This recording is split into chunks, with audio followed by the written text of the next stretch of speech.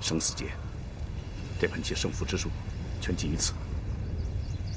看来黄眉大师凶多吉少。你把门砸开，把玉儿救出来。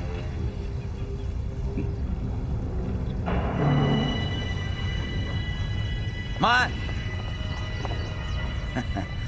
你知道石屋之内除了你儿子段誉之外，还有谁？钟国主，你要是敢用歹毒的手段对付我儿子，你别忘了，你自己也有妻女。不错，我钟万仇有妻有女，没有儿子。即便有儿子，我儿子也绝不会和他的亲妹妹乱伦通奸。亲妹妹，你胡说八道什么？穆婉清是你的私生女，对不对？哼，穆姑娘的身世，不用麻烦你操心。这个心我操定了。你大理段氏天南为王，独霸一方，在武林当中也算赫赫有名。各位英雄好汉，大家看看，今天段正淳的亲生儿子和女儿在乱伦通奸，像禽兽一样。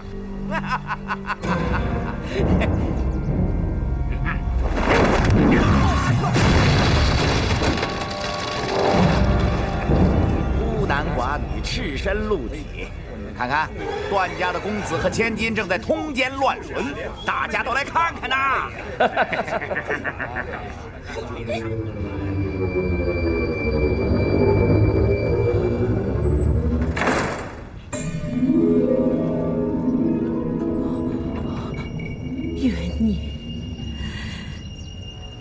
怨你。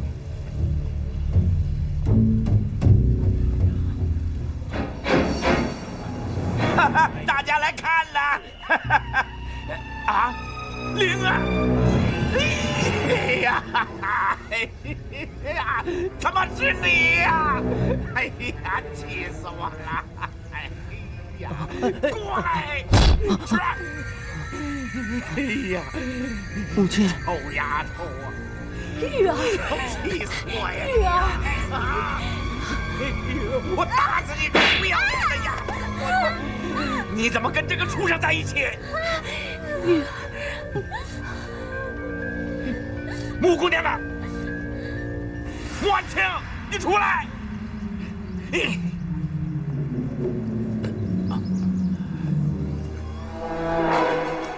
来。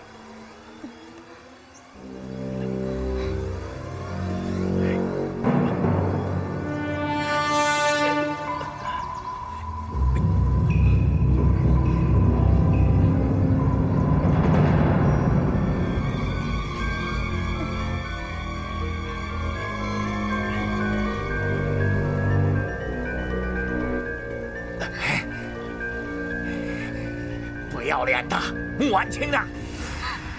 我没见到穆姐姐。钟国主，你对小儿太好了，怕她一个人寂寞，竟让恋爱千金相陪，在下感激不尽。哼，现在恋爱已经是我段家的人了，你要我做些什么，尽管开口好了。怎么是你段家的人了？哎，恋爱在这石屋当中，服侍小儿段誉，孤男寡女，赤身露体，自然会做些好事出来。我儿是镇南王世子，未必能娶恋爱千金为世子正妃，但是我儿三妻四妾也很正常。那你我岂不成了亲家了？哈哈哈哈哈！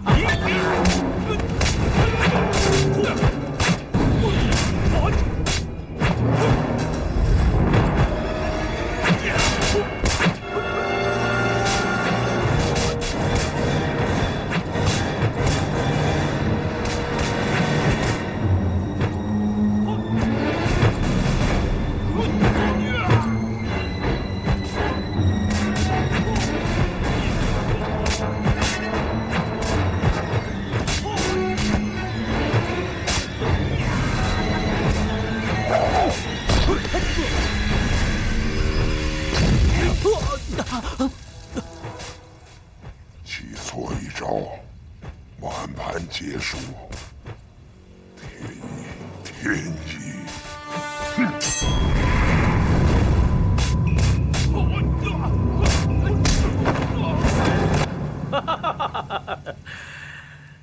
钟国主，令爱继承我儿小妾，日内便派人前来迎娶，你尽管放心好了。气死我了！我打死你！你这就不要了，那就送给我吧。岳老三，师傅有命，赶快把那个小姑娘夺回来。你奶奶的！你说什么？你拜我为师，头也磕了，难道你还想赖啊？哦，难不成你想做乌龟儿子王八蛋？老子说话那自然是算数的，可就算你是我师傅，又能怎么样？老子一怒起来，连你也给杀了。好，你承认我是你师傅就好。钟灵是我妻子，也就是你师娘。云中可侮辱她，就是侮辱你师娘，你能忍吗？我不能忍。你干嘛？那穆婉清呢？我究竟有几个师娘啊？你问那么多干嘛？你先去救这个师娘。哎，这里英雄好汉都看着呢。你要是连第4恶人云中鹤都对付不了的话，就会降为第5恶人，不是第6恶人。呀！快放下我师娘！岳老三，你这个大傻瓜，上了人家的当了！我岳老二怎么会上别人的当？你们都是王八蛋！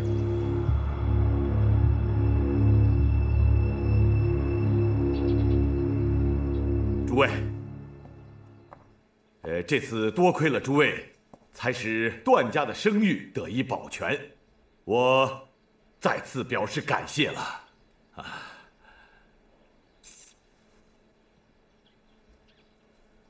皇上，这小人可担当不起啊！皇上减盐税，恩泽天下百姓，还用我们代百姓谢过皇上啊！这次2位可帮大忙了，若不是如此偷梁换柱的话，我恐怕……八先生，我还想请你再辛苦一趟。王妃吩咐，自当遵命。我想请你派人把那条地道给封死了。是。这条地道通入钟夫人甘宝宝的居室，若不把它堵死，只怕咱们这里有一位仁兄，从此以后怕是天天要钻地道的。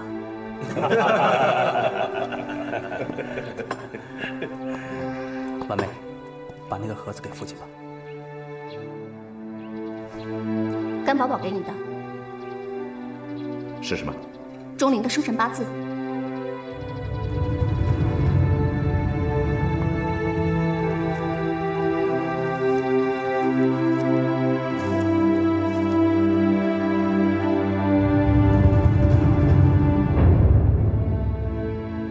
真是不错呀，人家把女儿的生辰八字都给你送过来了。伤心苦后，万念俱灰，然是儿不能无父。16年前赵司木叛，志带军来，迫不得已，予以未年5月归于钟氏。宝宝于以为年5月嫁给钟万州，钟灵却是该年12月初5生的，多半钟灵是我的女儿。怎么了？八字有问题吗？啊，不可以，不可以呀！万万不可以，不可以呀！什么不可以呀？不可以这样做的。钟万仇要陷害段氏，我们不能和他结成亲家。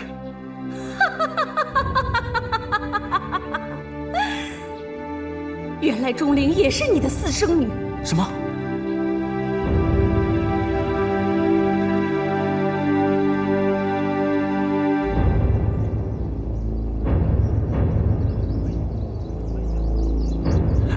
芳华，段王爷，你好福气呀！女儿个个都那么漂亮，穆姑娘的野气和秦红棉的性子真没什么区别。你再看小姑娘钟灵，她看人的眼神是不是像甘宝宝？凤凰，凤凰啊，你也知道的，这些年来，我只对你。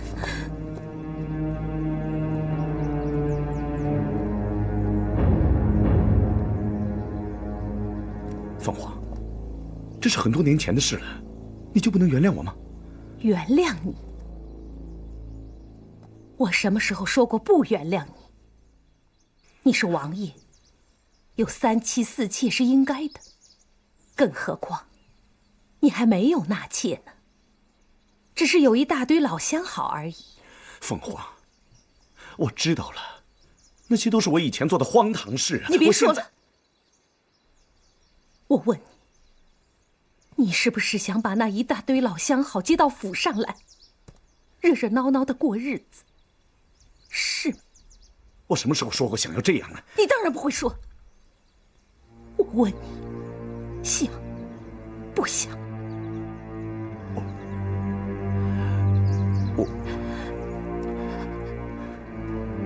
我从来没有想过。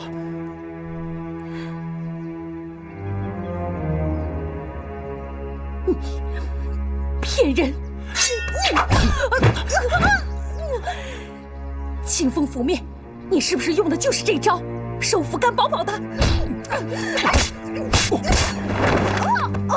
凤凰，你没事吧？你别管我。哎，凤凰，凤。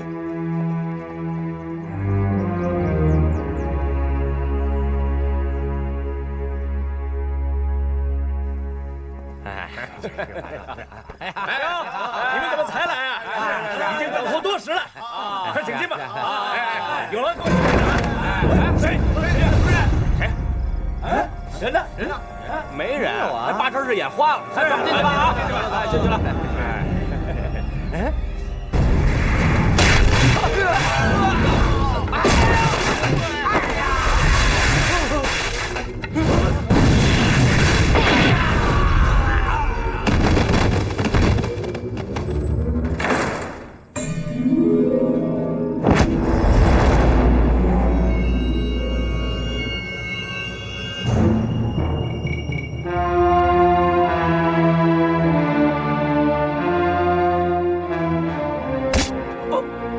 谁干的？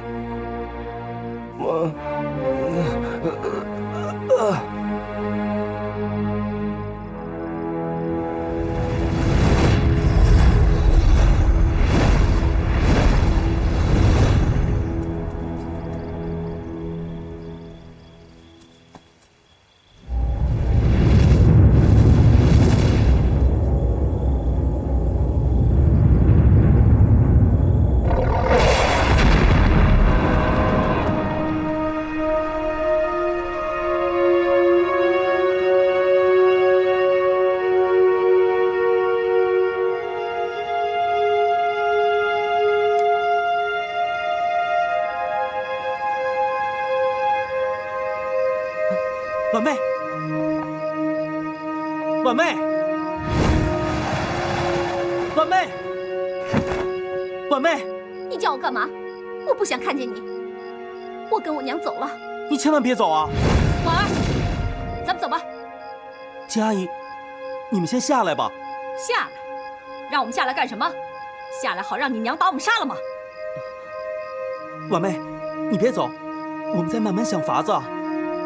我有一个法子，你干不干？什么法子？我肯定干。我一箭射死你，然后我再自杀，我们投胎转世，好做夫妻。这不行啊！你根本就没喜欢过我。婉儿，别听他胡说八道，咱们走吧。婉妹，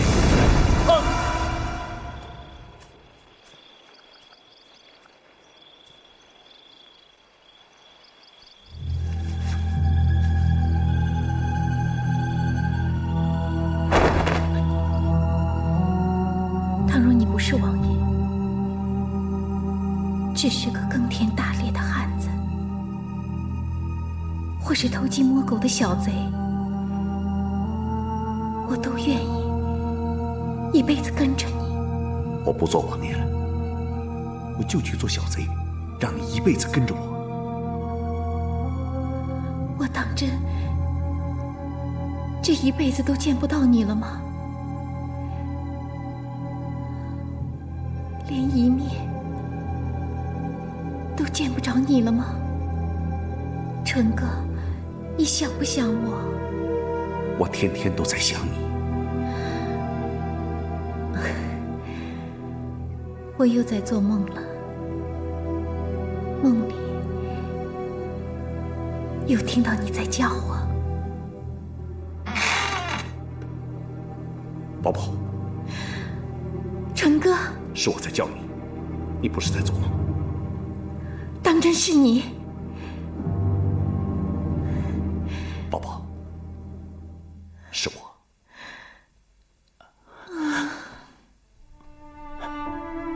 纯哥，我又在做梦了。宝宝，不是你在做梦，是我在做梦。宝宝，你房里是不是有男人呐？啊，没有什么男人，你胡说！我都听到了。你听错了。野男人，你等着！跟我一起逃吧。我去做小贼，我不做王爷。我跟你去做小贼老婆，哪怕一天也是好的。你个狗男人，我来了！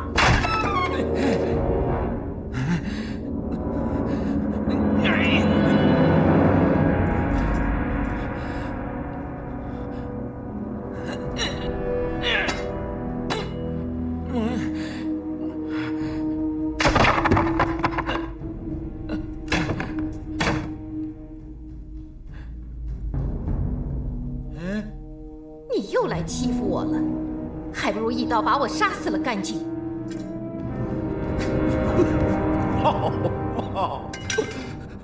我眼花了，我多喝了几杯酒，我错怪你了，别生气啊！别生气，别生气，别生气！王爷，你没事吧？来，没事，有什么事？你来这里干什么？我见到王爷一个人大半夜跑出来，不放心，我就跟来了。哎，王爷，你没见到你女儿钟庭吗？啊，对，我就是出来找她，但是找不到，可能她出去玩去了。好，王爷请。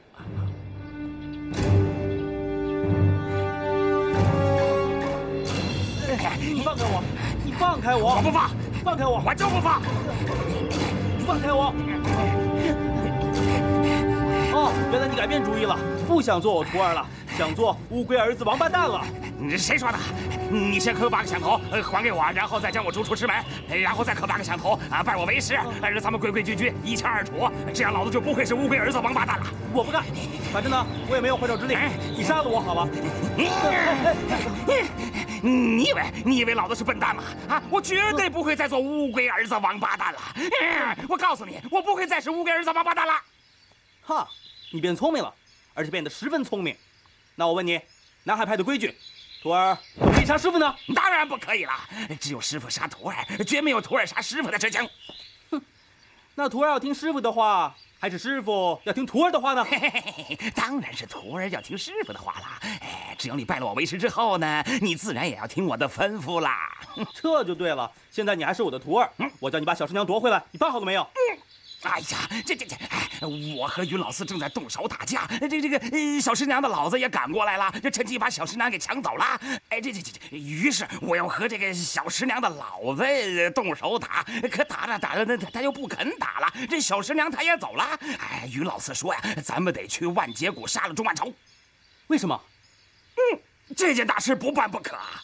否则我岳老二一辈子在江湖上就抬不起头来，人人都瞧不起我了。他跟你说什么？云老四骗你的，你不要听他的。不，我来指点你啊！那个小姑娘呢，她是我的师娘，已经比我大出了1辈儿。她的老子呢，就得比我大出来2辈儿，这还了得？那钟万仇是什么东西？岂能比我大出2辈儿？我非杀了他不可！这云老四还说呀，他要抢了钟万仇的老婆做老婆，这可是为了我好啊！那是什么道理啊？你看啊，这个钟万仇的老婆呢？也就是说啊，是我小师娘的这个母亲，她本身呢就比我大出2辈了。云老四要是能把她抢过来做老婆的话呢，这个也就是说啊，她就成了云老四的这个老婆，也就是我的这个弟媳妇啦。这样我弟媳妇的女儿呢，自然就比我小1辈。就是说，现在的小师娘就成了我的侄女了，你呢就成了我的侄婿了，你自然比我小1辈啊。这个到时候呢，我叫你师傅，你叫我阴伯，你呢也不吃亏，我也不吃亏，这个办法岂不是很妙？对了，这件大事不得不办，因为这个世上绝对不可以有比我大出2辈的人。走。宝宝，你别生气了，你看这多好看啊！娘，爹，女儿，你走到天边，我也要抓到你。爹，这帮人又来追我。正好，我杀了你钟万重，把你老婆闺女一块带走玩玩。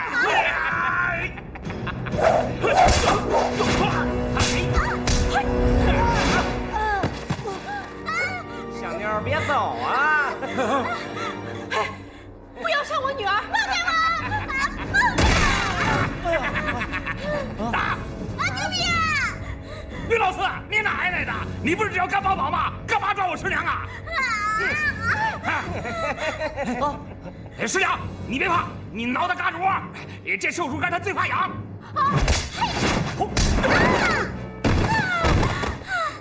师娘，师娘，你没摔坏吧？臭恶云，我找门所在，为什么说与外人知道？你敢动我女儿，老子砍了你！你哪来的？你干什么？我为我女儿出手，关你什么事儿？你这老贼，居然敢占我的便宜！我占什么便宜了？她是我师娘，已然比我大出了1辈，那是事出有因，我也只好认了啊！你现在居然敢在我面前自称是他老子，那岂不是明摆着比我大出还就2辈啊？老子在南海为尊，人家叫我老祖宗老爷爷，怎么一到你们大理，就处处比别人低上个1辈2辈的？老子不干，我不干，不干就不干。她是我亲生女儿，我当然是她老子了。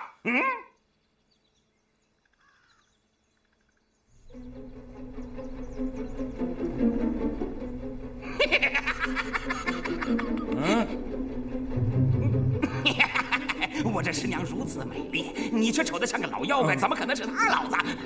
我这师娘肯定不是你生的，是旁人生的。放你妈的屁！爹，别打了！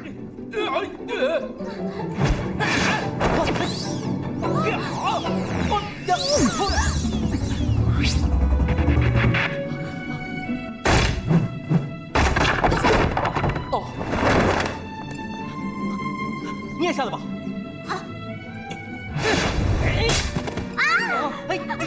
后面有人抓我！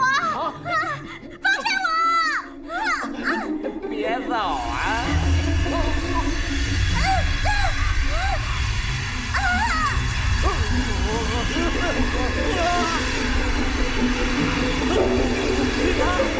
爹爹，快来救我！于老四，你动我女儿！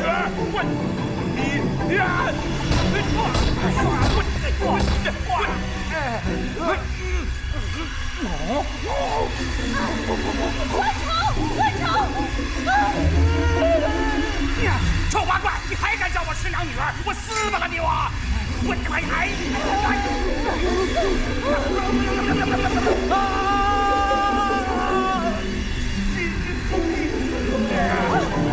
于老四，你们在干什么呢？快把我们给拉开呀！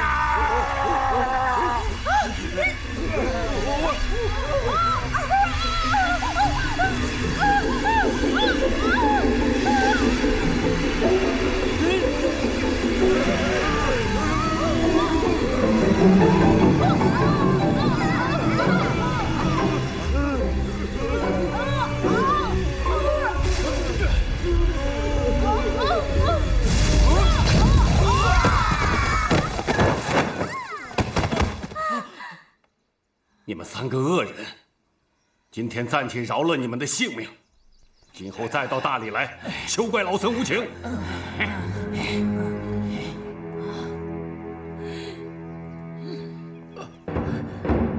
阿弥陀佛，多谢大师出手相救啊！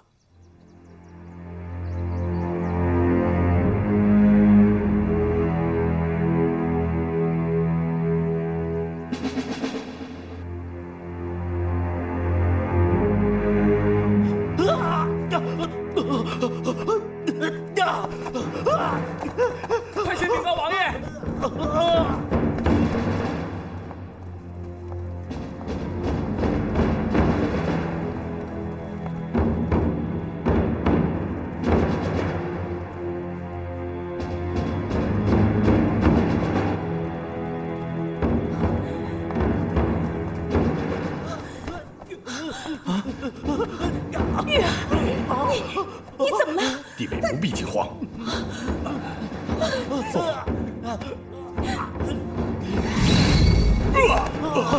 皇兄，玉儿，你是不是御姐星宿海的丁春秋了？丁春秋？谁是丁春秋啊？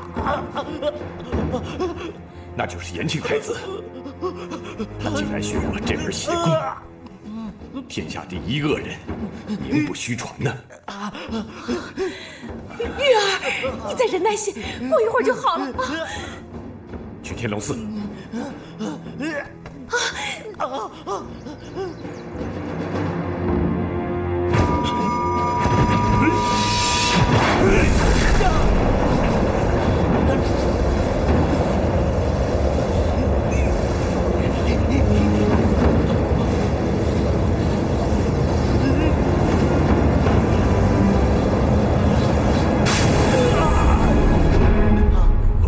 强敌当前，天龙寺百年威名摇摇欲坠，你们居然还在这里损耗功力！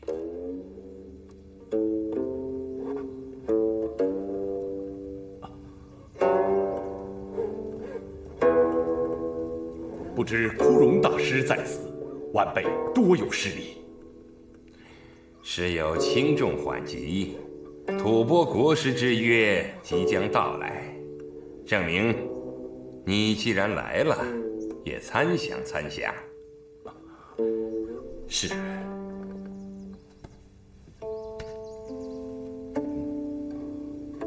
铂金的信封，好大的排场啊！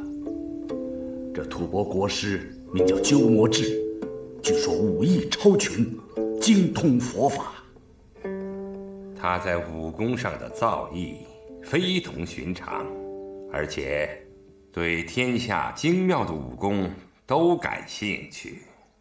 他这次来为的是六脉神剑。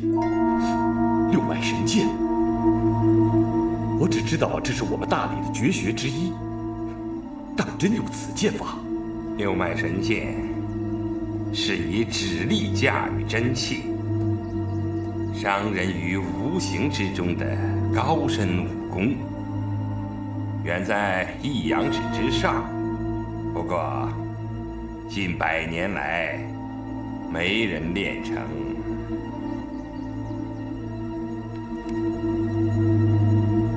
当年与慕容博先生相会，他对大理的六脉神剑推崇备至，但未得拜官，深以为憾。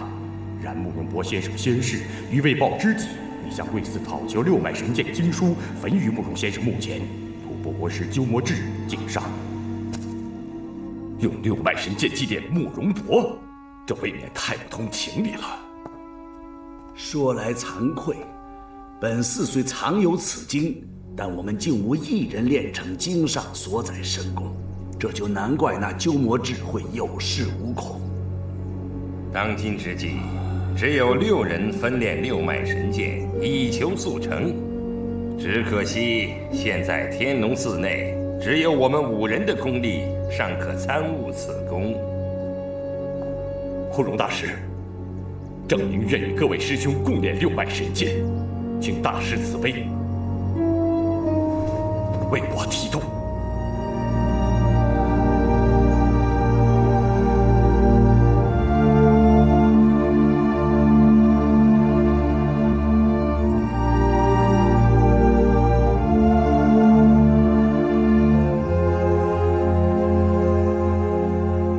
都怪你，惹下这么多风流债，牵连到玉儿。凤凰，这个时候就别再旧事重提了。为什么不提？玉儿要有什么3长2短，我绝饶不了你。你别担心了，皇兄已经带玉儿去了天龙寺，几位大师一定会尽力救她的。那吐蕃国国师可能今天傍晚就会到来，现赐你法名本臣。多谢枯荣师叔。这六脉之中，你专攻手少阳3焦经脉，事不宜迟，开始吧。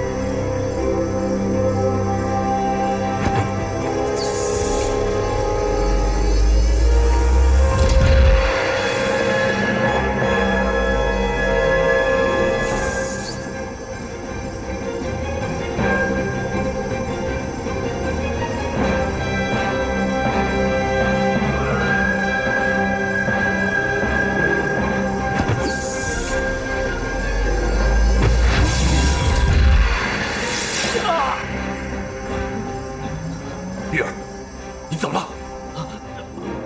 我看着太师波图上的红剑运气，可是我觉得我的胸膛快要炸了。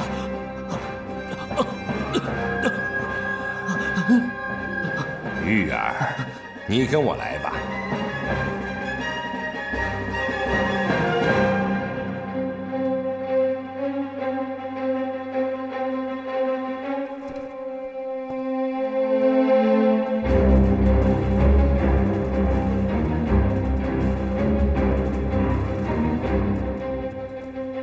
胭脂福祸，就看造化了。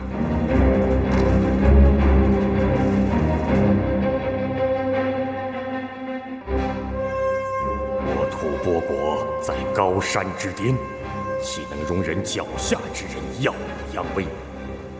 我要把中原所有武功绝技都学到手，再把他们全部废掉。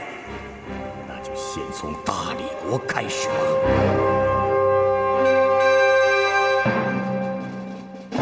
善哉善哉，吐蕃国师到了。你们练得如何呀？大师，虽然练得不甚纯熟，不过似乎可以应敌了。很好，本应大师，请鸠摩智到三塔下面会面吧。是。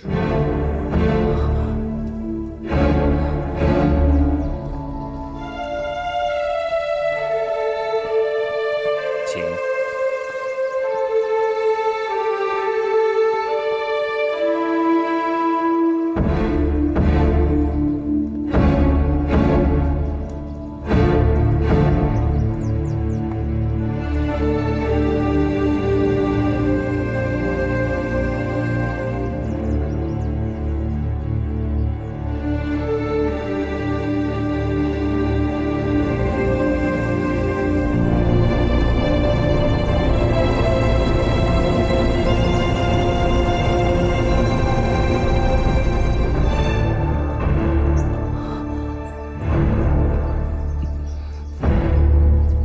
吐蕃国晚辈鸠摩智参见前辈大师。有常无常，双树枯荣，南北西东，非假非空。吐蕃国师博学精深，果然名不虚传。一见面便道破了我所藏枯禅的来历。国师远来，老衲未曾远迎，失礼了。国师请坐。佛曰：不生不灭，不垢不净。小僧根慧鲁钝，未能参透爱憎生死。真没想到慕容先生那么早就去世了。小僧的信想必大师已阅，小僧的请求是否为难了贵寺？还望众位长老慈悲。你与慕容先生相交一场，即是姻缘，缘分极尽，何必强求？慕容先生当年论及天下剑法，将大理国天龙寺六脉神剑列为第一。他说，平生未能得剑，是最大的憾事。不知当年慕容先生为何不亲自前来？慕容先生知道六脉神剑是贵寺镇刹之宝，不便借阅。大理段氏虽是皇族，但不忘江湖义气，仁惠爱民，责备苍生，因此他也不便偷盗强取。你和慕容先生既是生前好友，就应当遵循他的遗意，不便借阅，也不便强取。怪就怪小僧曾夸下海口，说过慕容先生既不便亲取，小僧代劳。大丈夫一言既出，生死无悔呀。小僧对慕容先生有此约定，绝技不能食言呐。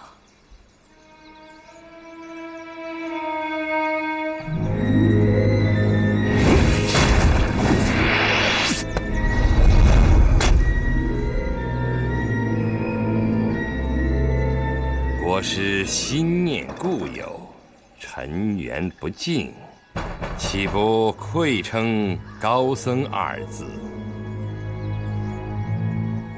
这3本书是阐述少林派72门绝技中的要旨、变法以及破解之道。当年慕容先生将此3卷奇书赐赠于我，现今我愿拿这3卷奇书与贵寺交换6脉神剑宝经。如果众位大师答应，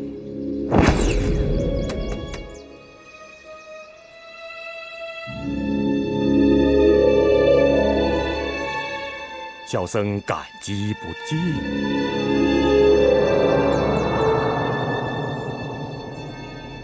贵寺赐予宝经之时，尽可自留副本。小僧拜领宝经之后，立即固封，绝不偷看，亲自送至慕容先生墓前焚化。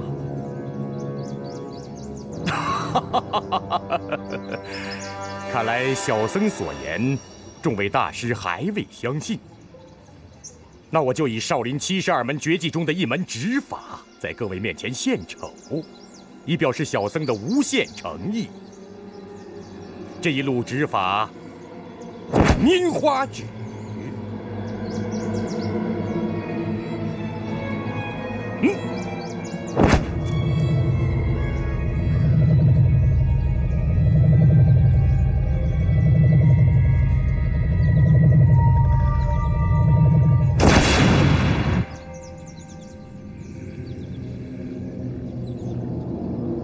凭我们的功力，以一阳指虚点破衣穿孔，不是难事。但出指如此轻柔，谈笑间施展神功，却非我所能。献丑了，小僧的拈花指指力比起少林寺玄技大师来差得远了，比起大理段氏的6脉神剑，更是望尘莫及。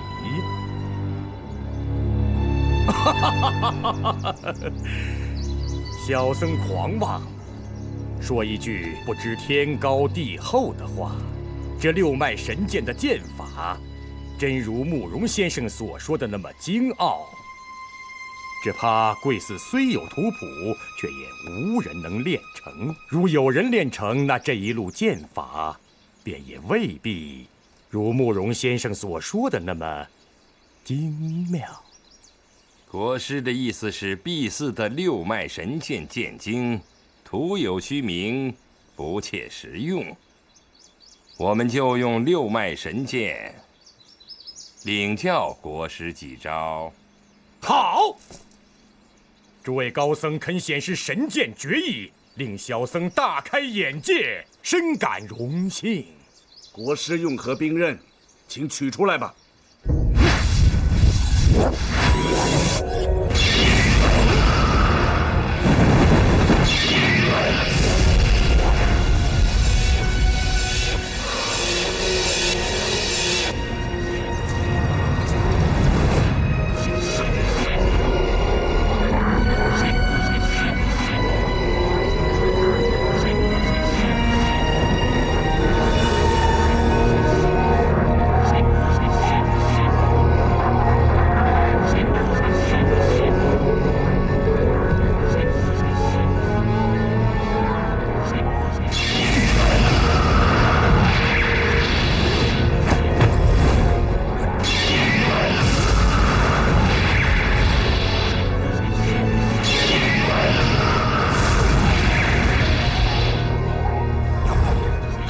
向本城2位师弟一起出手吧！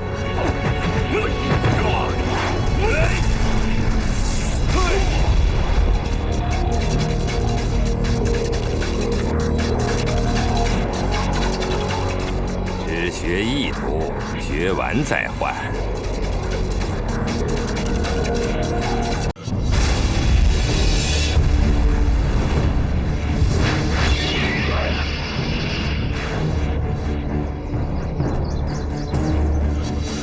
良机莫失，凝神观剑，自观自学，不为祖训。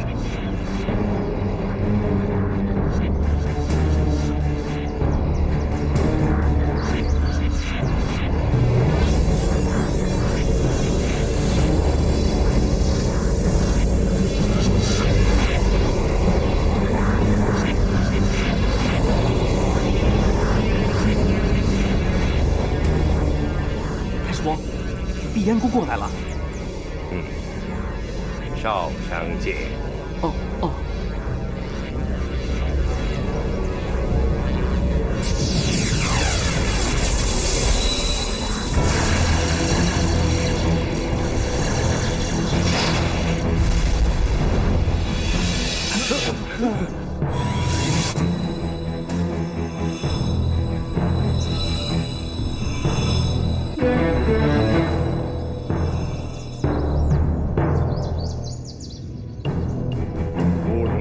长功非同小可，小僧甚是佩服。不过这六脉神剑嘛，果然只是徒具虚名而已。如何徒具虚名，倒要请教。当年慕容先生所亲仰的是六脉神剑的剑法，并不是六脉神剑的剑阵。天龙寺这一座剑阵固然威力甚大，但充其量也只是和少林寺的罗汉棍阵、昆仑派的混沌剑阵不相伯仲而已，似乎算不得是天下无双的剑法。剑法也罢，剑阵也罢，刚才比刀论剑，是你赢了，还是我们天龙寺赢了？啊！这第一仗嘛，贵寺稍占上风。第二阵嘛，小僧似乎已有胜算。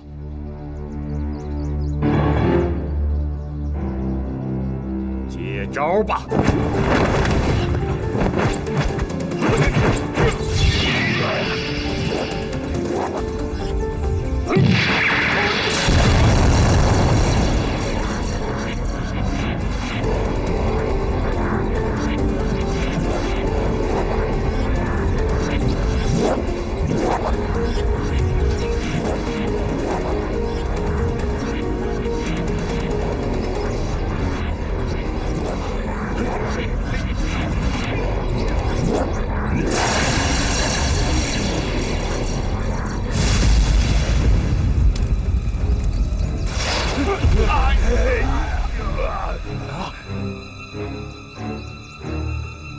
阿弥陀佛！你毁了六脉神剑的剑谱，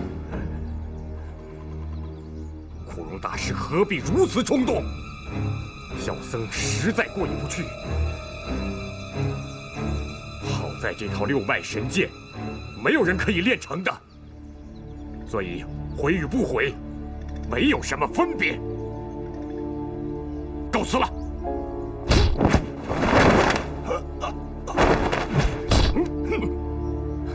我吐蕃国主久仰保定帝风范，给予一剑，请尊驾屈就，赴吐蕃国一叙。他从前是保定帝，现在以避讳为僧，法名本臣。本臣既然吐蕃国国主要见你，去也好。是。快放开我伯父！你是谁？你别问我是谁，先放开我伯父再说。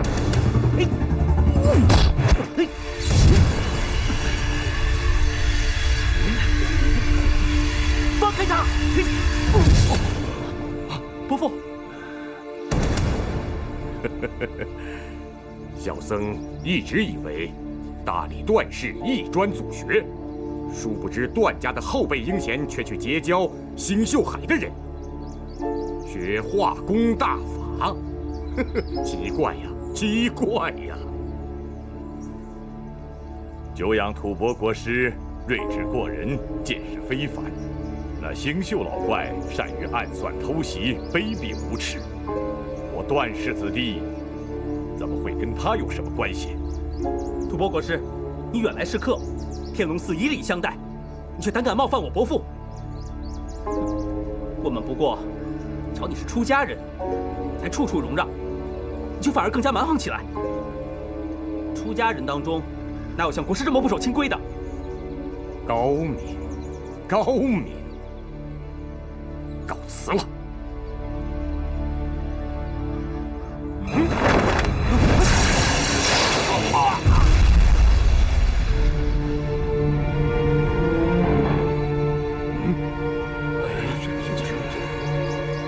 脉神剑。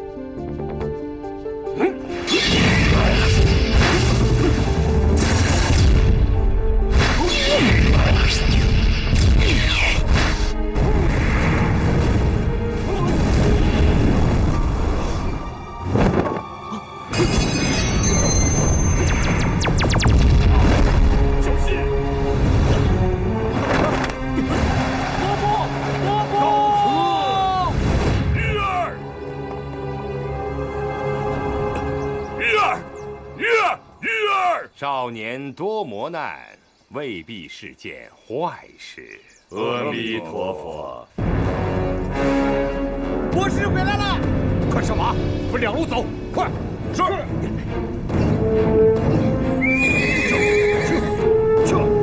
就走。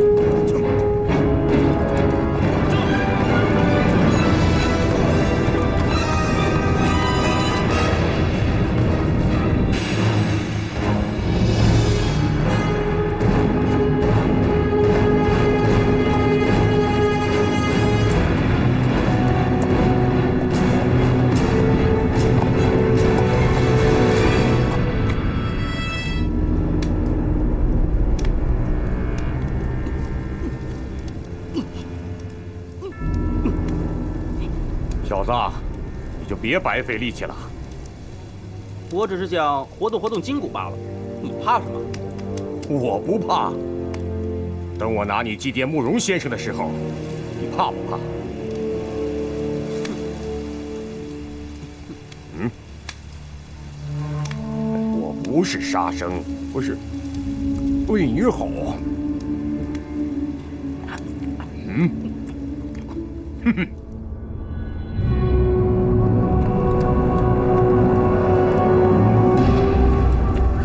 大师，我要出宫。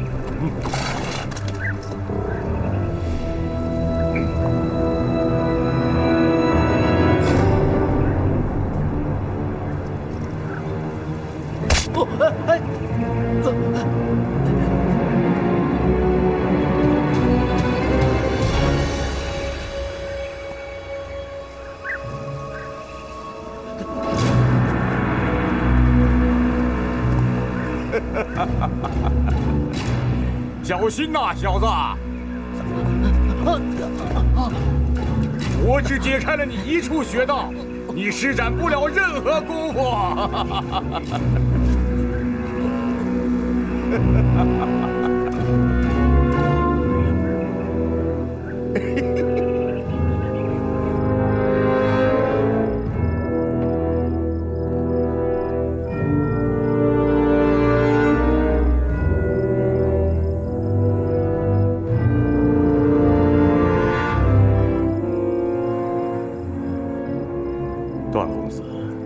小僧驱你大驾东来，多有得罪，实在是过意不去。好说好说。公子是否知道，小僧这样做是为什么？办不到。什么事办不到？你羡慕我段家六脉神剑剑法，要逼我写出剑谱。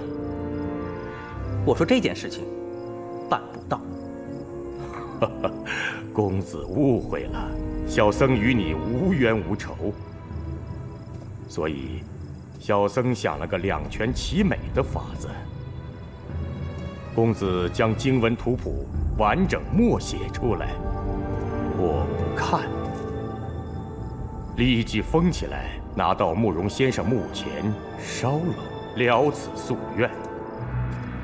我立刻就把你送回大理。哼，大师，我们都是聪明人，你以为骗得倒我吗？阿弥陀佛，小僧对慕容先生当年一诺，尚且如此信守，又怎么会为了守此一诺另毁一诺呢？哼，你的诺言是真是假，谁也不知道。你拿到六脉神剑剑谱，必定自己先细读一番。以大师的聪明才智，读过几遍，怎么会记不住呢？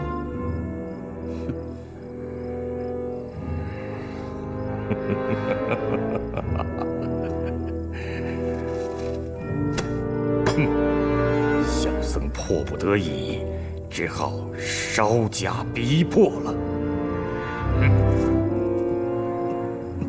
公子抵受不住，愿意书写剑谱的时候，只需点一点头，小僧便放手。不行，我要是写了，你会饶我性命吗？我写就是自杀，大师，这我早就明白了。我佛慈悲。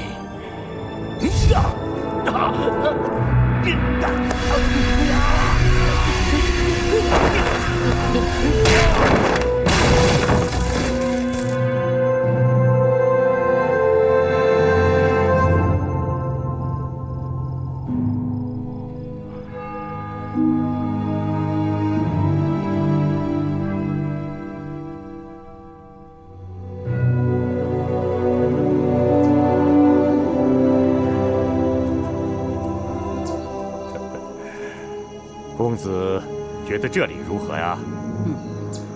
这里景色灵秀，很不错。公子长眠于此，还能将就吧？但我还是喜欢大理。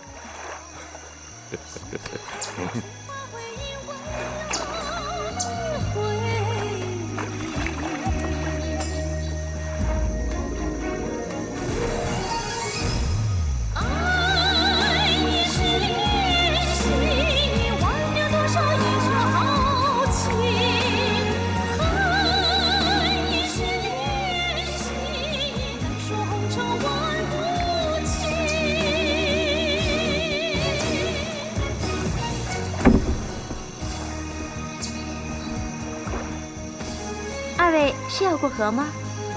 阿弥陀佛，小僧欲到参合庄。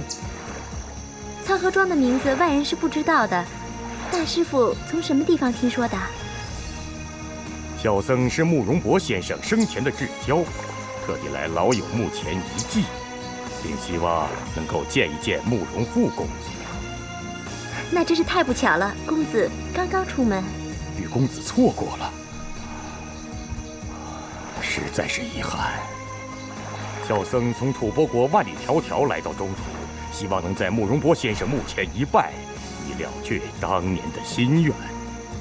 大师傅是慕容老爷的朋友，请先上我那儿用一杯清茶，我再给您传报，您看好吗？小娘子是公子府上的什么人？应该如何称呼啊？我是服侍公子抚琴吹笛的小丫头，叫做阿碧。您不要大娘子、小娘子的那么客气，叫我阿碧好了。不敢。啊，这里去燕子屋、秦韵小筑都是水路，如果两位都要去，我划船送你们，好吗？那就麻烦阿碧姑娘了。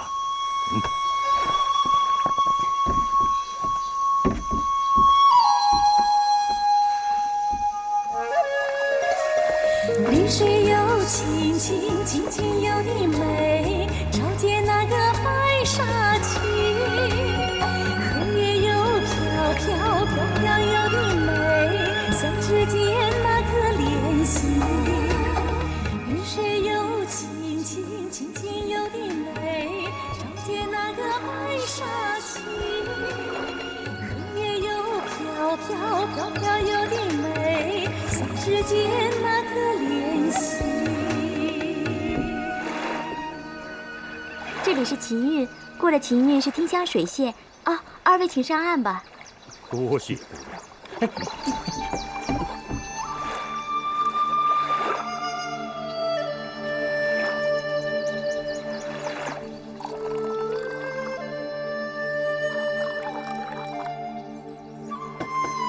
大师，请。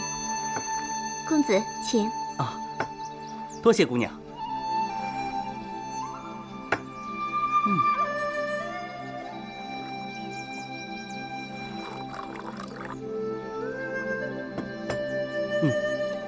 这些点心如此精致，味道一定是好极了。可是，怎么舍得下口呢？公子只管吃，我们有的是。啊，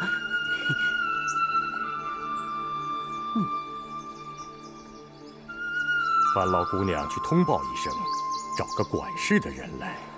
啊，阿朱姐姐是管我们下人的，她的汀香水榭离这里有4、9水路，今天是来不及去了。二位在这里住上1晚，明天一早我再送你们去。姑娘，小僧此次前来是为了祭奠慕容老先生，思念故人，一刻也不能再等了。那你就在这里祭奠，反正这一片都是慕容老爷的地方。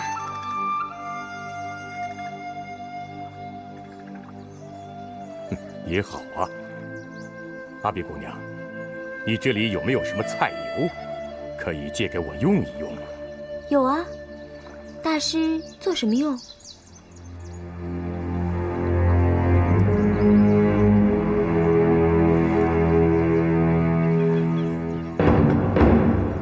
大师，大师，大师，你这是干什么呀？大师，你这是干什么呀？你别往他身上倒油啊！大师，别呀！大师，干什么？大师，你这样对待公子做什么？阿碧姑娘，没你什么事，赶紧闪开！不行！闪开！不行！你要干什么？我说过了，烧你，祭奠慕容先生的亡魂。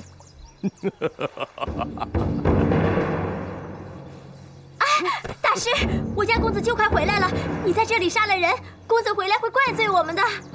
姑娘，我这不是杀人，是祭拜，祭拜你们家的慕容老爷。不过，既然慕容公子就快回来了，老衲不妨再等一等，反正早晚都是要祭拜的。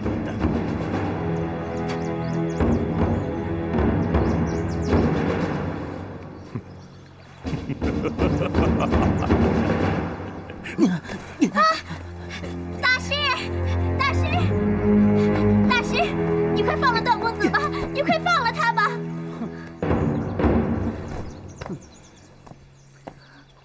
阿碧姑娘，不知道你有没有干净的衣服让我换一换？你看我全身都是脏脏的，大大有失我的风雅。你这人，这都什么时候了，还想什么风雅不风雅？你还是快想想怎么保住这条小命吧。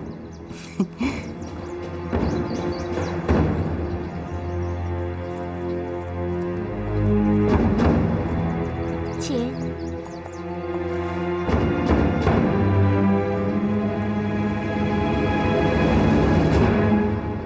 阿碧呀，这些人都是干什么的呀？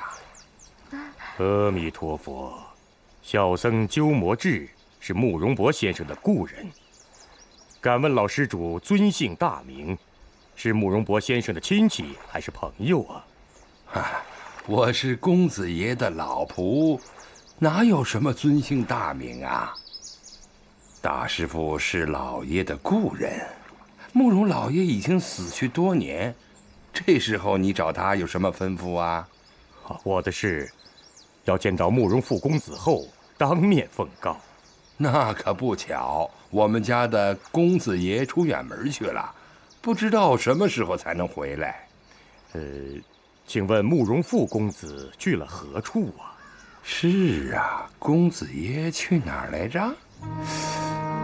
是西夏？不是。辽国？也不是。吐蕃？不是。大理？也不是。老施主，麻烦你老人家带我去慕容博先生的墓前一拜，以尽故人之情。这我可做不了这个主啊。这样吧，我去请老太太来拿个主意吧。老太太？慕容老太太呀，是我们家老爷的叔母。老爷的朋友们来到都要向他磕头行礼。如今公子爷不在家，什么事儿都得请示老太太。如此甚好啊，请你向老太太禀告，就说吐蕃国的鸠摩智向老夫人请安。如今这年头啊，世上什么样的坏人都有。假扮个和尚道士，便想来化缘骗人啊！哎，我老头什么没见过呀？嘿嘿，我才不上这个当呢！我不会上这个当的。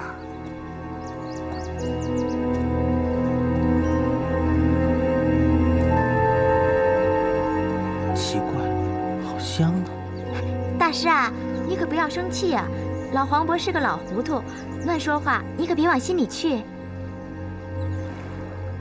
奇怪，这老人身上怎么这么香啊？和婉妹身上的香味还有些相似。莫非这人竟是个女子装扮的？哼！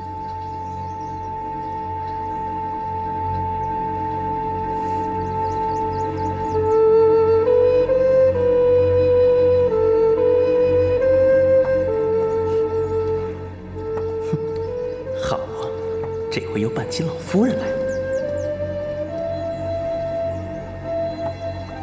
阿碧呀，我眼神不好，是你老爷的朋友来了吗？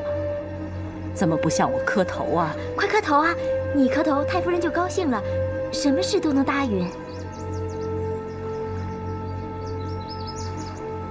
小丫头，你说什么呢？他给我磕头了没有？快磕呀！老夫人，小僧鸠摩智给您老人家行礼了。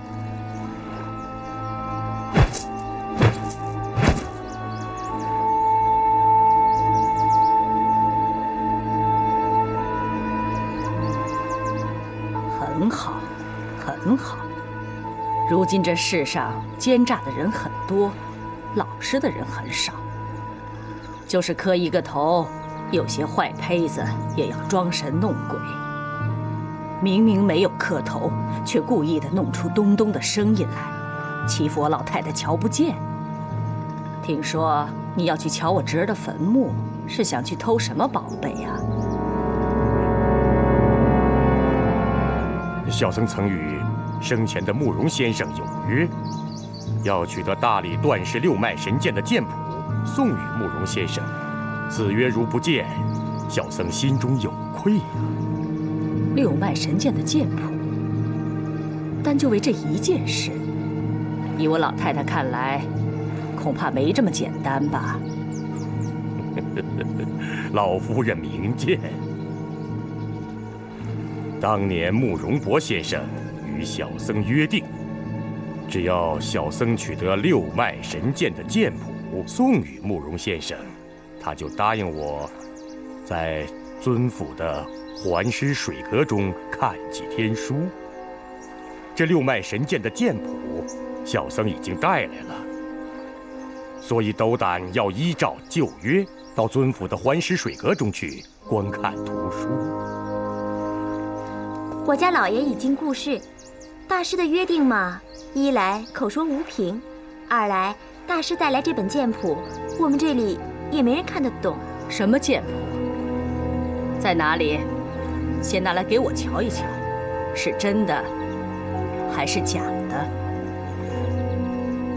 这位段公子的心里记着六脉神剑的全套剑谱，我带他人来，就如同带来剑谱一样。我还以为真有什么剑谱，原来大师您是在说笑啊！小僧没有说笑。这六脉神剑的原本剑谱，已在大理国的天龙寺中被枯荣大师所毁。不过幸好，段公子倒是原本记得。段公子记得是段公子的事，就算是去环师水阁看书，也应当请段公子去，和大师您又有何关系呢？所以小僧要履行与慕容先生的约定，先把段公子拉出去烧了，以祭故人。走。大师，大师，大师，大师，好端端的一个人，怎么能烧了呢？贫僧要烧就烧，有何不能？大师说段公子心中记得全部六脉神剑的剑谱，看来都是胡说。这六脉神剑是多厉害的功夫啊！段公子如果真的会用这路剑法，又怎么会任你摆布呢？姑娘说的有道理。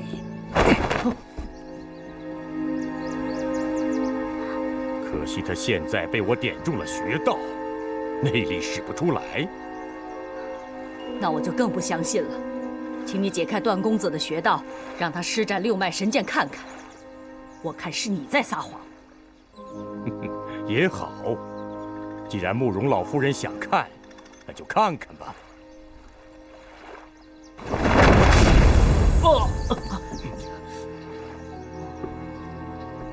段公子，慕容老夫人不相信你已练会六脉神剑，请你一试身手，像我一样把那株树枝折下来。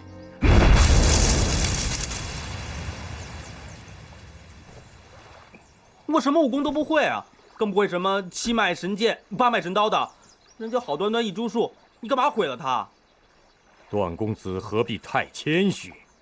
大理段氏高手中，属你武功第一，而姑苏慕容家精通天下武功，你施展几手，请慕容老夫人指点指点，岂不是很好吗？哼，大师。你一路上把我东拖西拉的带到江南，我本来不想再多跟你说一句话，但是见到几位神仙般的姐姐，我心中的气也消了。干脆我们一刀两断，谁也不用理谁了。段公子真的不肯施展六脉神剑，岂不是让人误解贫僧是在说假话吗？你本来就是信口开河嘛！你既然与慕容先生有约，干嘛不早点来大理取剑谱？却要等到慕容先生去世多年之后，死无对证，才到慕容家来吵闹不休。我看你呢，是羡慕姑苏慕容家武功高强，捏造了一派谎言，想骗老太太，让你到环石水阁中去读月，然后你去偷慕容家的武功，学以彼之道，还施彼身的功夫。哼，倘若你这番话能骗得到姑苏慕容家，那慕容家还混什么呀？哎，我说大和尚，你不好好在吐蕃国做你的国师，何必大老远跑到江南来骗人呢？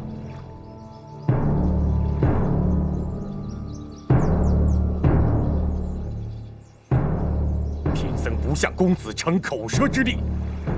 公子倘若真不肯施展六脉神剑，那就别怪小僧无礼了。你早就无礼过了，还有什么更无礼的？大不了一刀把我给杀了，反正我是不会还手的。杀了我也没什么了不起。我看你居然自称是佛门高僧，哼，真是浪得虚名啊！少说废话。那就看掌刀吧！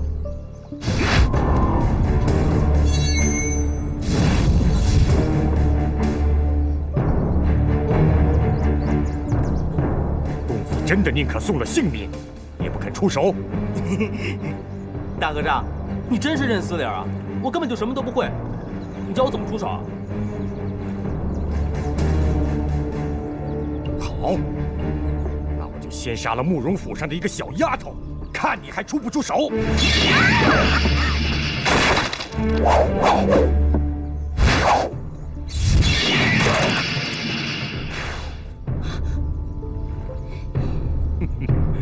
天下竟然还有16、17岁的老夫人，你到底想骗我骗到什么时候？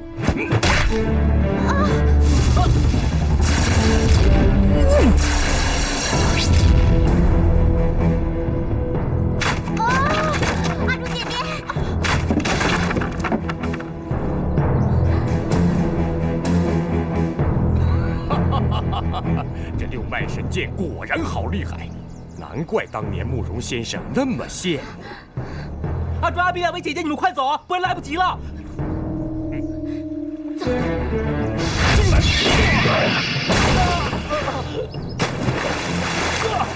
阿朱、阿比，你们快走！死到临头，自身难保，居然还有怜香惜玉之心。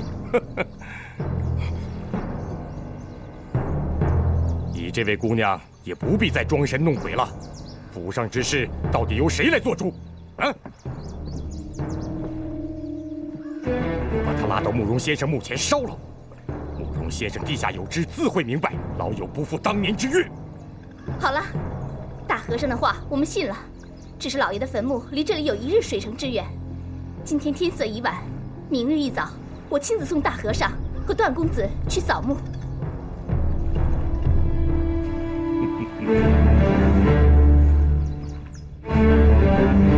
帮主，帮主，帮主，帮主，帮主，出什么事了？禀告帮主，马副帮主被人暗害了。什么？谁干的？凶手目前下落不明。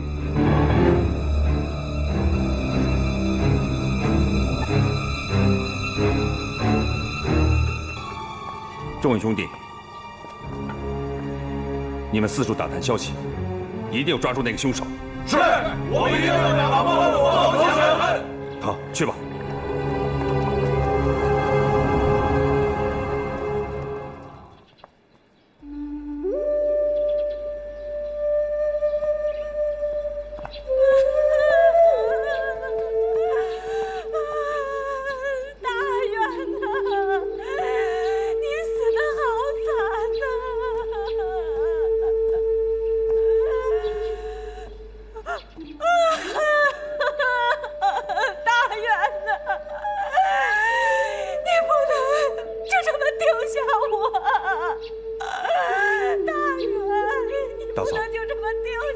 节哀顺变吧。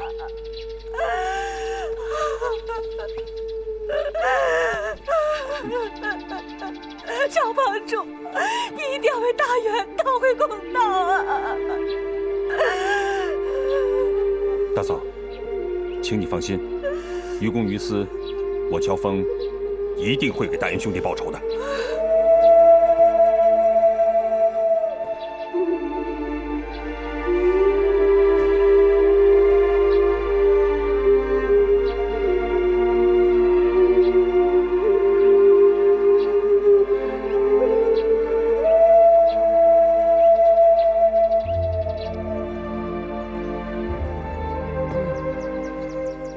有这样的山川，才有这样的人物；有这样的人物，才能做出这么清雅的菜肴。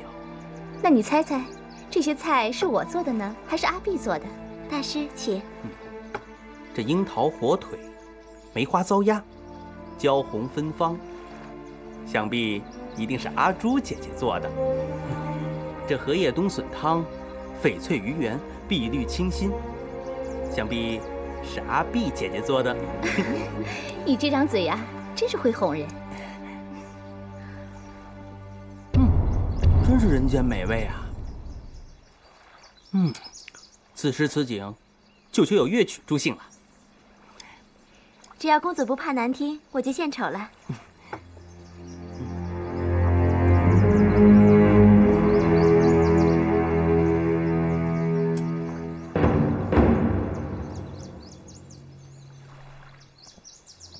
段公子，你快过来看看，认不认识这是什么琴？好啊。大师请。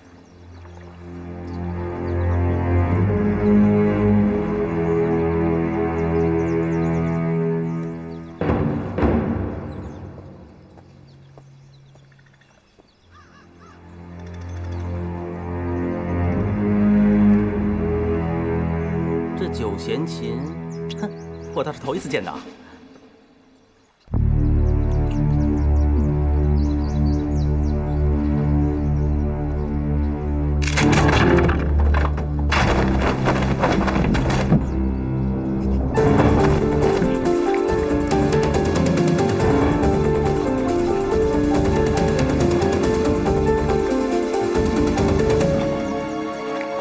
大和尚，慢慢吃吧。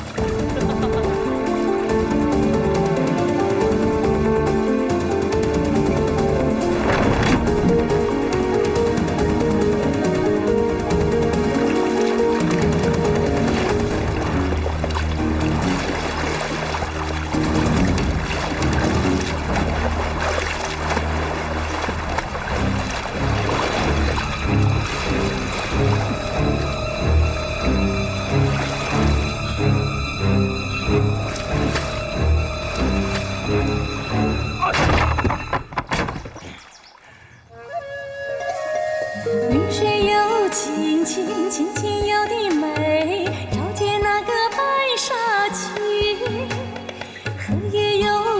飘，飘飘又的美，像指尖那颗莲心。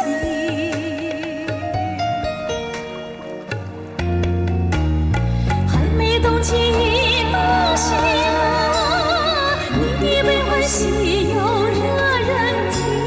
花一样莲花呀，水一样流走，让你的容颜长留在梦境，只愿没人来打断。阿朱姐姐，我内急，真没出息。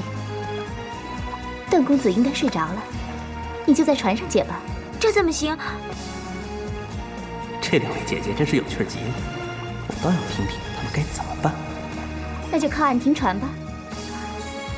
说我内急，多不好意思啊。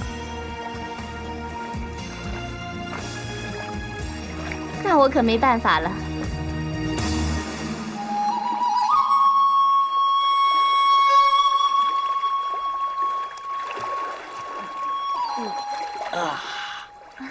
公子休息好了吗？舒服极了。公子有话只管说。啊，不过刚才茶水喝多了，不知道姑娘方不方便停船靠岸？我想解手。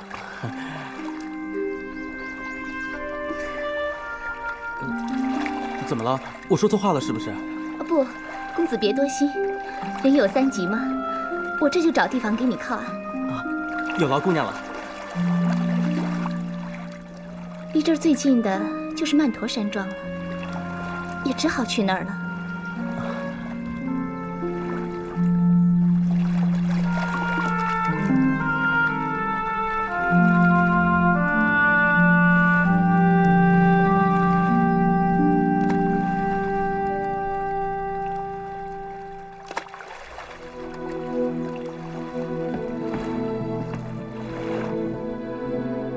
段公子，这里就是曼陀山庄了。这里是我们一处姓王的亲戚家，只是这里的主人王夫人脾气很古怪，不愿见到男人。公子一解完手就得马上上船，千万不要惹麻烦。阿朱姐姐，咱们去那边吧。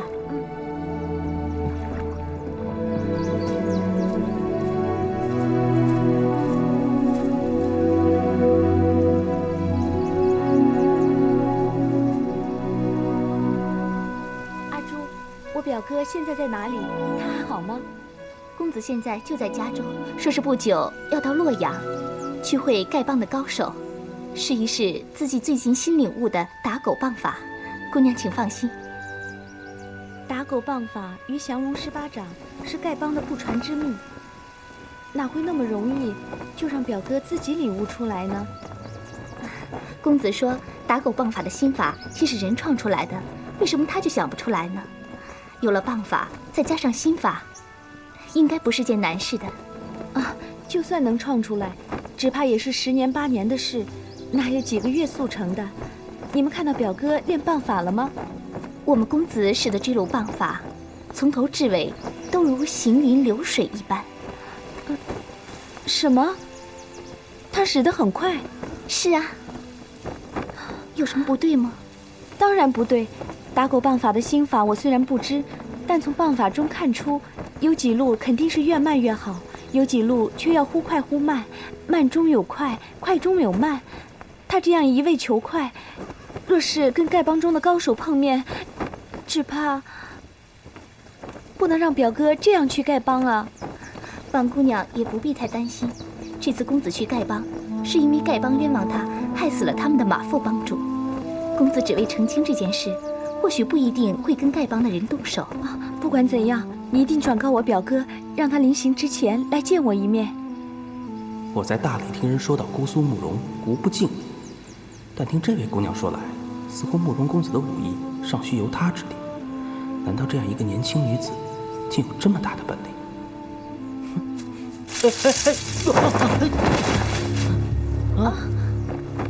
他是谁？怎么会有男人在这里？段公子啊！两位姐姐，我是不是给你们惹麻烦了？公子不必担心，我们还是快点离开这儿吧。免得撞见王夫人。不好啊！怎么了？我们走不了了。啊！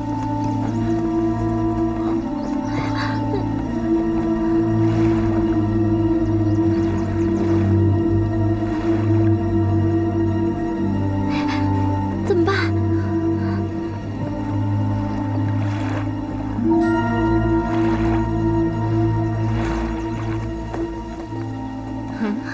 夫人，夫人，阿朱、阿碧，你们两个来这儿干嘛？慕容复这小子就是不学好，教出来的下人也鬼鬼祟祟的。回禀舅太太的话，我们是被敌人追逐，路过曼陀山庄，我家公子全然不知，这事与我家公子无关。哼，少跟我花言巧语。哪儿来的臭男人啊？竟敢踏上曼陀山庄！难道没有听说任何不请自来的男子都要被我剁了双脚做花肥吗？在下段誉，避难进贵宝庄，并非有意擅闯，请夫人恕罪。哦，你姓段？正是。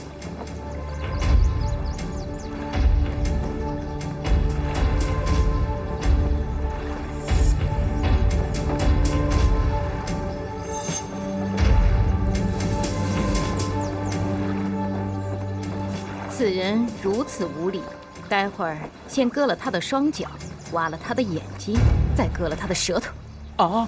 哎，这夫人，我哎。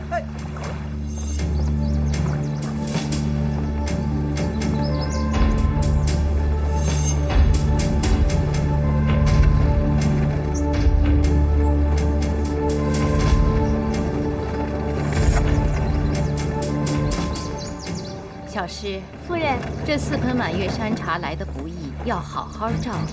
是。湖中风大，这些花在船里放了好几天，又不见日头，你们一定要拿到日头里去晒晒，多放点花肥。是。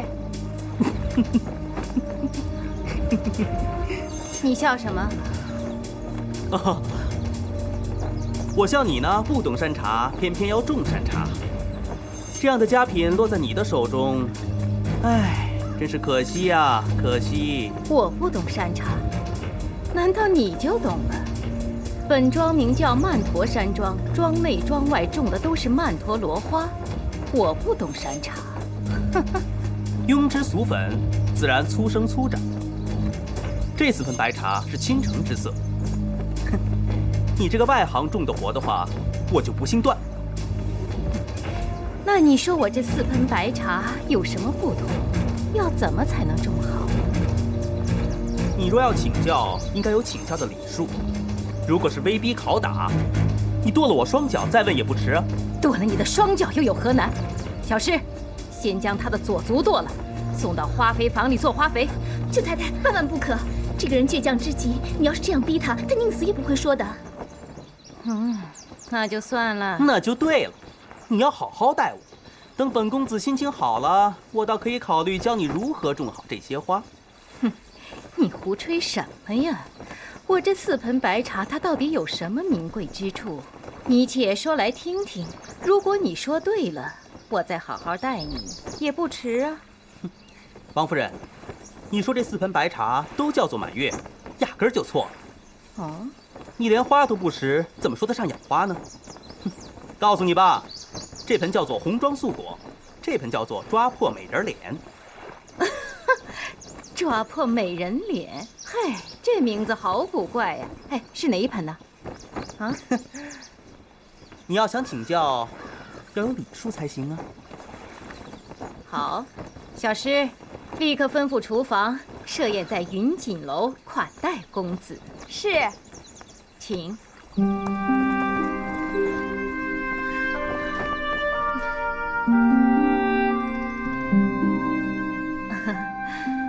都说大理的段氏是武林世家，那公子为什么不练武功呢？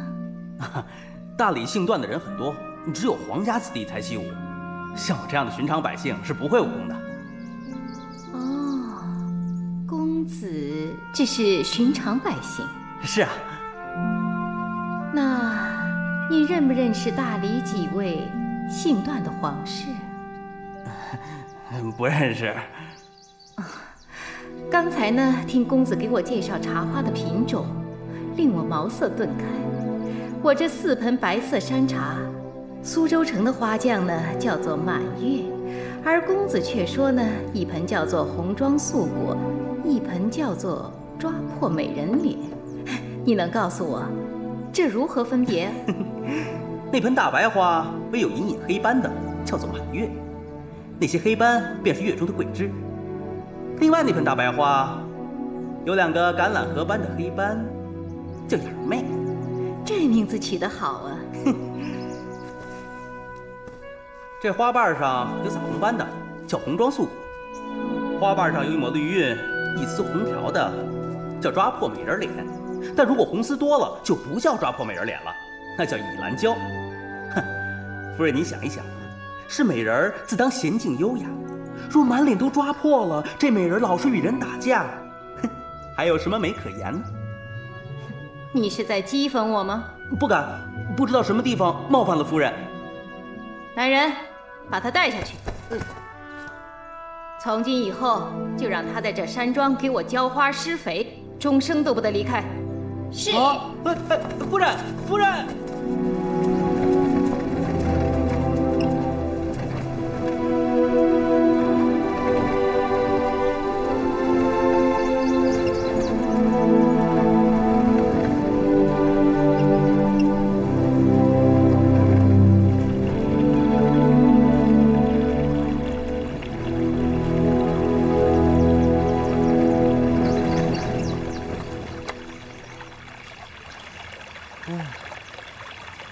这里种茶花，最合适不过。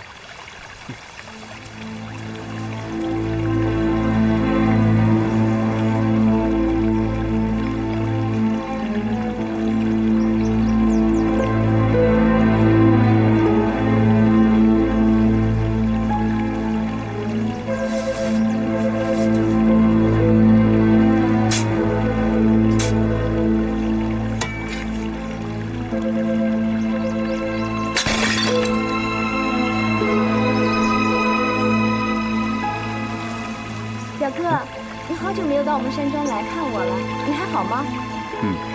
还好。对了，你让阿朱传话给我，有什么事啊？表哥，你最近在做什么？也没做什么。阿朱告诉我了，你何苦瞒着我呢？既然你什么都知道，你又何苦问我呀？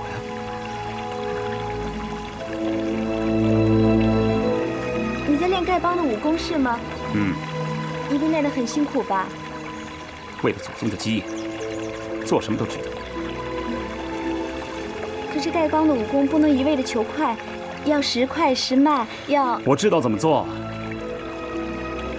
好，你不用为我担心，我知道你是为我好。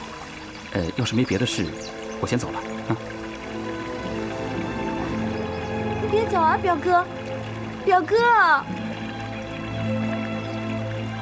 小姐，别难过了。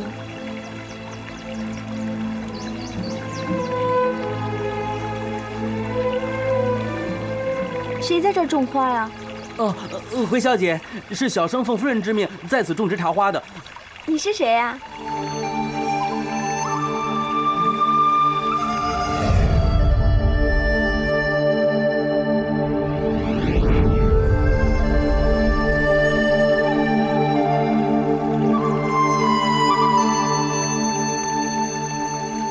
神仙姐姐，我想你想的好苦啊。弟子段誉拜见师傅。你干什么？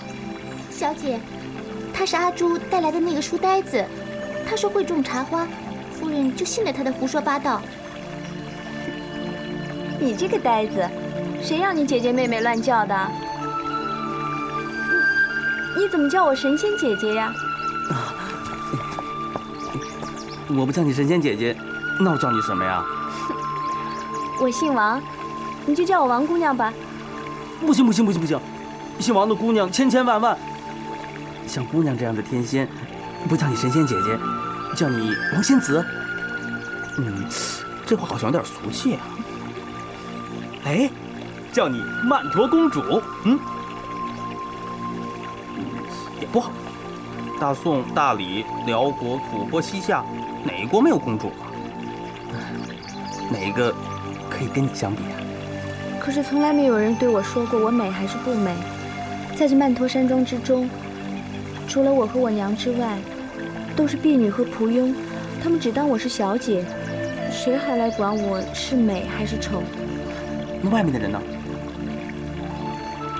什么外面人啊？你到外面去，别人看到你这样天仙般的美女，难道不惊喜赞叹、顶礼膜拜吗？可是我从来不到外面去，娘也不让我出去。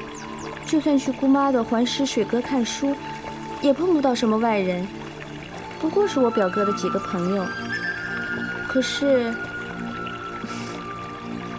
他们也不像你这么傻里傻气的。哦，原来如此啊，可惜，真是太可惜了。哎，刚才那一位就是慕容公子吗？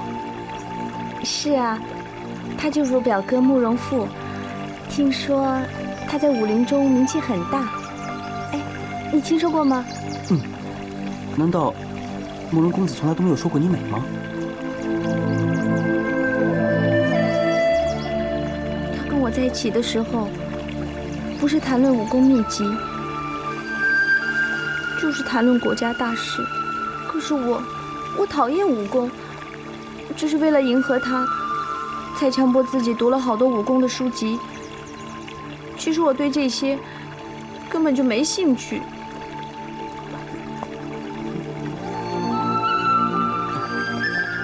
太好了，我也讨厌武功。我父亲和我伯父老是叫我学武功，可是我怎么学都学不会，宁可偷偷的溜出来。其实，你敢为你表哥读那么多的武功书籍，已经是很不容易了。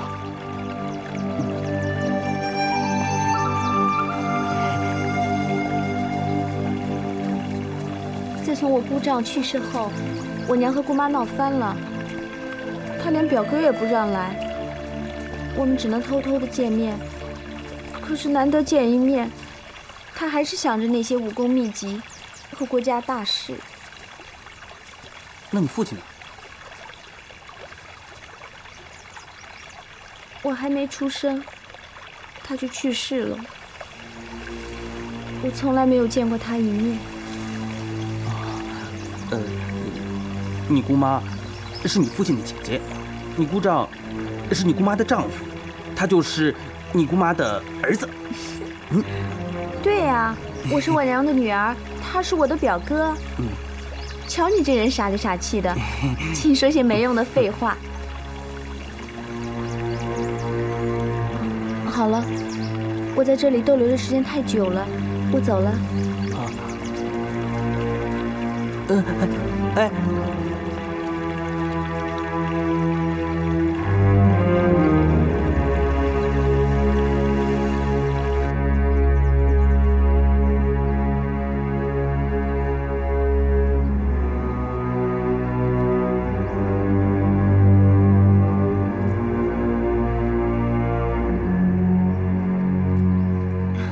娘，你想跟我说什么？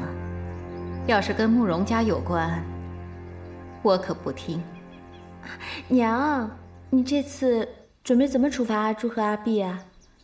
哦，是那两个小妮子，他们在慕容家待久了，真是学得越来越不像话了，竟敢带一个陌生的男子到咱们庄上，看我不斩了他们的双手！娘，阿朱阿碧他们真的是事出有因，绝对不是故意冒犯，您就饶了他们吧。你怎么知道他们不是故意的？哦，你是怕我斩了他们的双手，你的表哥从此不再理你了是吗？可我这次偏不想让他再理你了。娘，他可是你的亲外甥，你为什么要这样恨他呢？就算是姑妈得罪了你，你也不用恨表哥啊。好了，我不想再多说什么了，你先出去吧。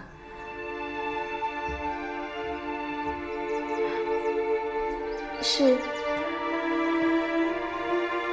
娘，我求你饶了阿朱阿碧他们，命他们以后无论如何不许再来就是了。好了，我已经决定的事情，再求也没用的。我知道你为什么恨姑妈，为什么讨厌表哥。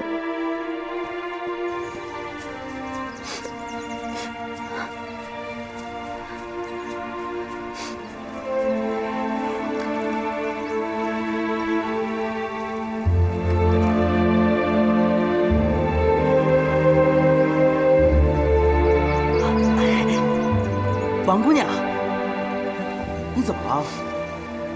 娘说为了你的事儿，要剁掉阿碧阿周的手啊！什么？我怎么劝也没用。那该怎么办呀？王姑娘，求求你，赶紧想想办法呀！娘不答应，我有什么办法呀？他本来就是和我表哥作对，这次我表哥去和丐帮比试，说不定会有危险。我本来还想请我娘去帮他，可是现在看来，根本就不可能。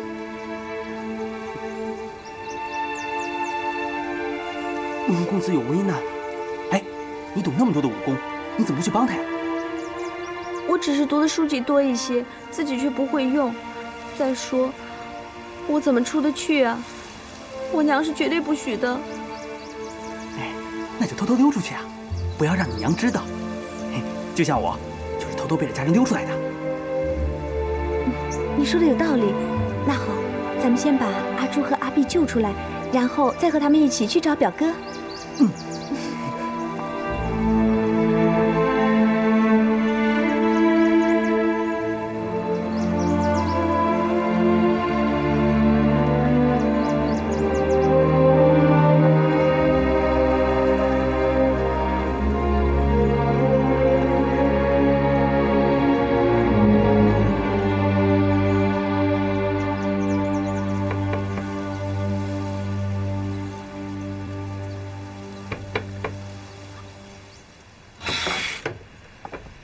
哟，是小姐来了，请进吧。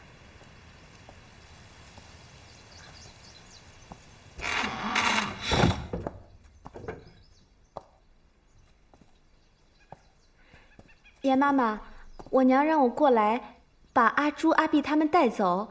说有话要问他们。是吗？哼，那好啊，小姐，你先来帮我把他们两个捆绑起来，再带走。来，给你绳子。严妈妈，你要干什么？王夫人早就说过，要杀了这两个丫头做花肥，怎么会改变主意呢？小姐，你太小看我严妈妈了啊！你是谁？大公子，你别管我是谁，先放王姑娘。哎呀，你，哎呦！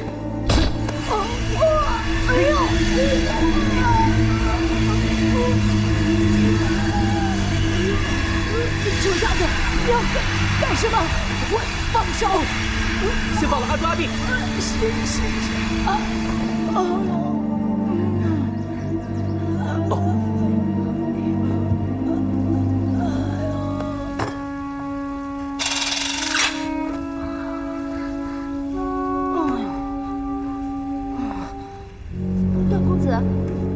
会使吸星大法这样污秽的武功啊？这是我们家传的六阳融血功，和吸星大法完全是不同的。正所谓一正一邪，一善一恶，是不可同日而语的。哦，快，我们走，快走。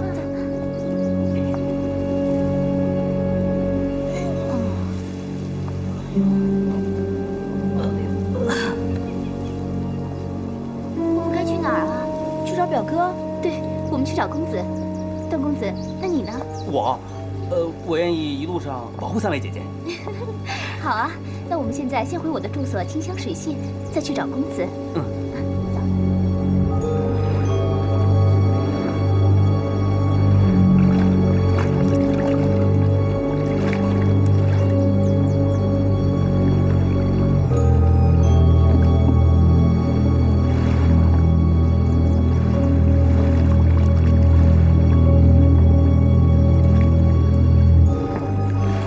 朱姑娘，怎么了？不对呀，我家外面怎么停了这么多船？谁来了？进去看看。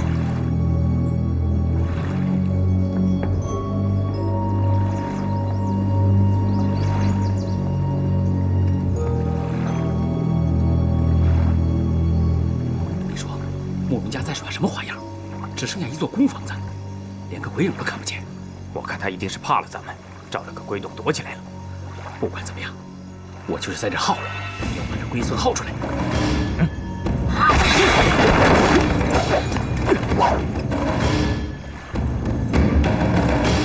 走，我们进去。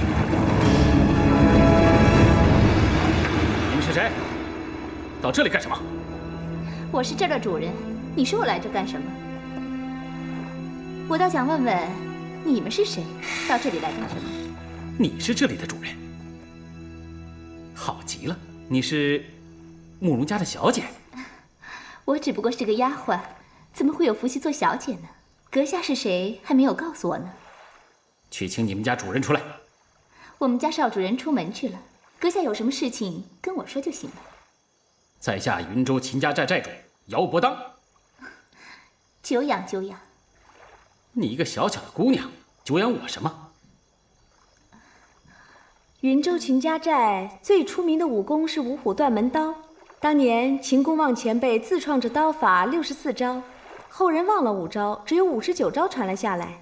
请问姚寨主，你学的是第几招啊？我秦家寨五虎断门刀本有64招，你怎么知道？书上就是这样写的，多半没错吧？缺了的5招是白虎跳涧、一笑风生、简扑自如、雄霸群山。那第5招嘛，便是福相圣师，对不对？本门刀法中有5招是最精要的，已经失传多年，我连这5招的招数都不知道，你这小女子怎么知道？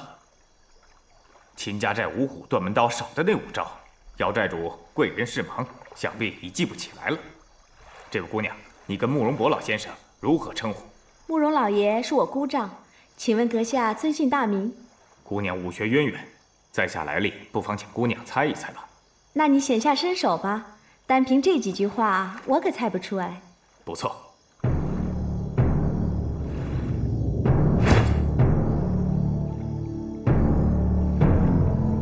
这是雷公轰。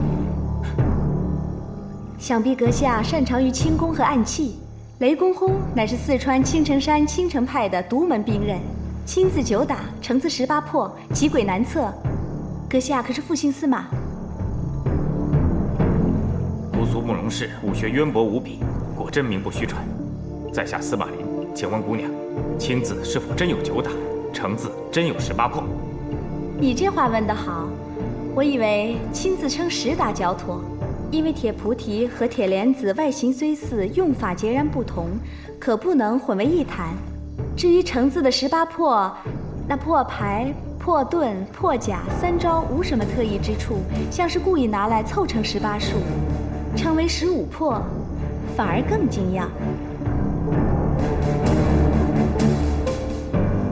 好了，该试的都试过了，到底来做什么？可以说了吧？自然是有要事，一定要见慕容家的主人。倘若慕容公子不在，我们就在此等下去。你们算什么东西，也配在这儿等？是包三哥吗？非也，非也，不是包三哥。还不是包三哥，人没到，非也非也就先到了。什么非也非也，装神弄鬼！赶快给我滚出来！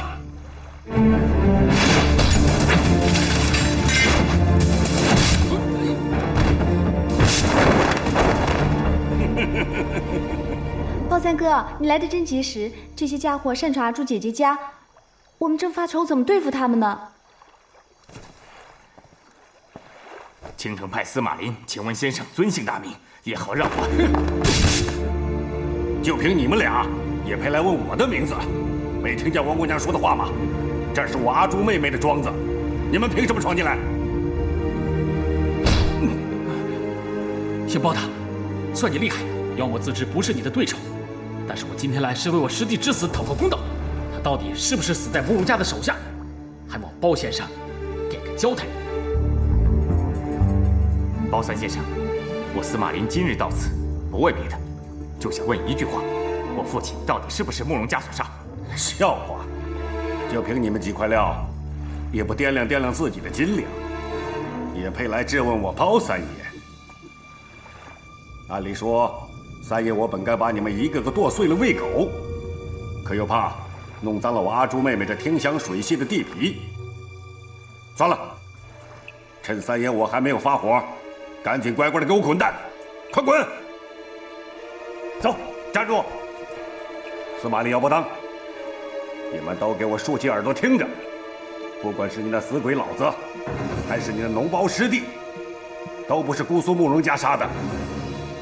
司马大爷、姚大爷，我姑苏慕容氏与你们素无恩怨，如果是我们杀了你们的人，又怎能留下你们的性命？就是现在，包三哥如果想把你们全杀了，只怕也不是什么难事。因此，定是有小人暗中下手杀人嫁祸，还望各位回去仔细查问清楚吧。怎么着？该说的都说完了，还赖在这儿不识好歹啊？啊，走！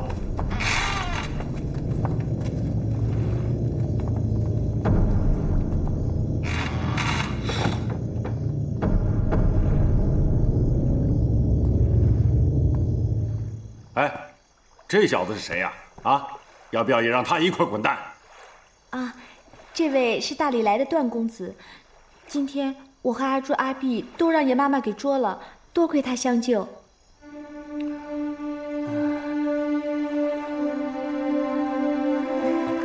来，我们干了。干！干！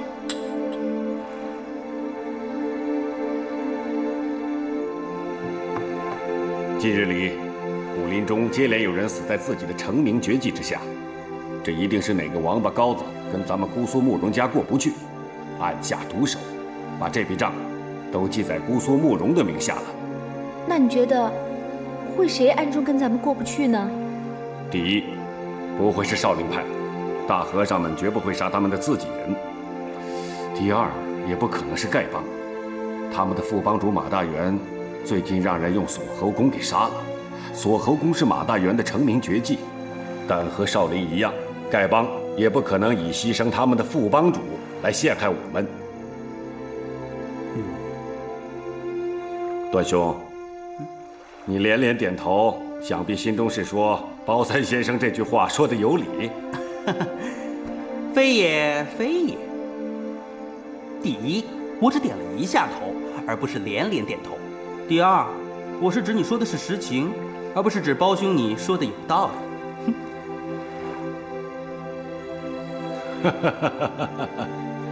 你这也算是啊，以彼之道还施彼身吧。怎么，你是不是想投入我姑苏慕容的麾下呀？啊？哦，你是不是看中了我家阿碧小妹子呀？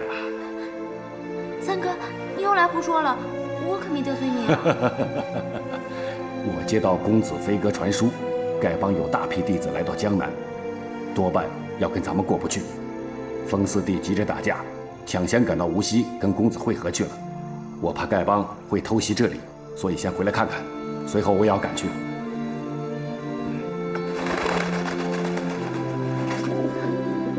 公子有消息来了。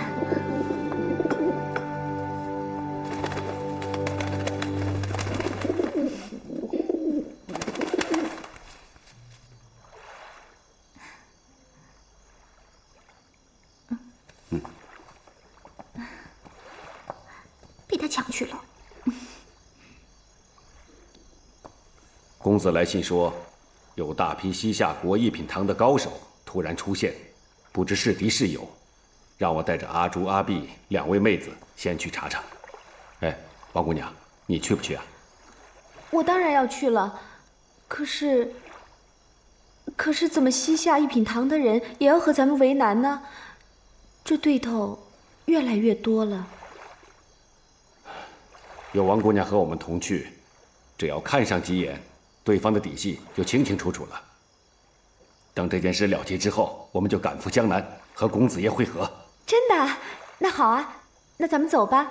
哎呀，只怕王姑娘和我们同去，下次王夫人见到我，非狠狠骂我一顿不可。嘿，你老坐在这儿，我这说话可有多不痛快？姓段的，你这就请便吧。我们在这说话，用不着多上你一双耳朵、一张嘴巴。我们去打架，也用不着你在这儿观战喝彩。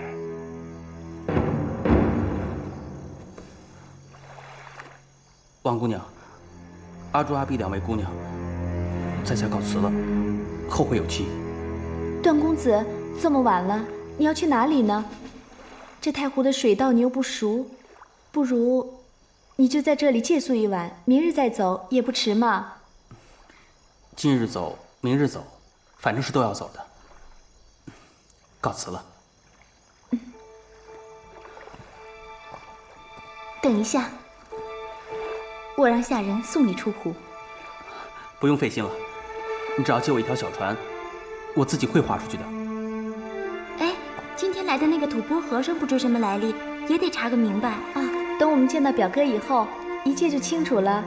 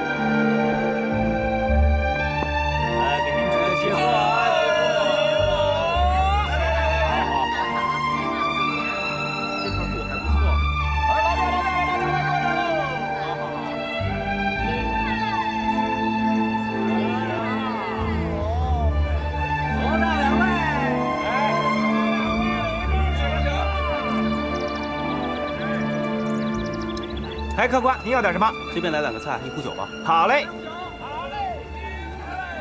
来了，客官，您的酒，哎，您的菜，请您慢用。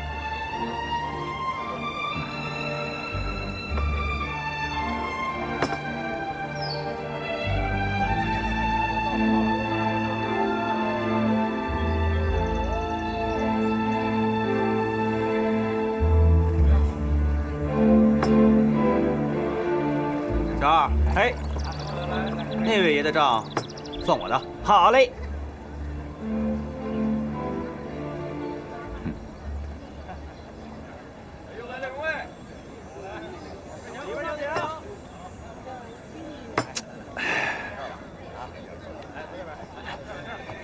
启禀帮主，对方约定明日一早在惠山凉亭中见面。有点仓促了吧？属下本来跟他们定在3天以后，可是对方好像知道咱们人手不齐，居然话里带刺儿，说是要不敢赴约，明日不去也成。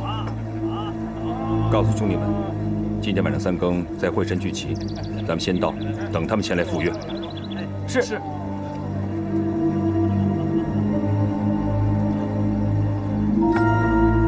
哼！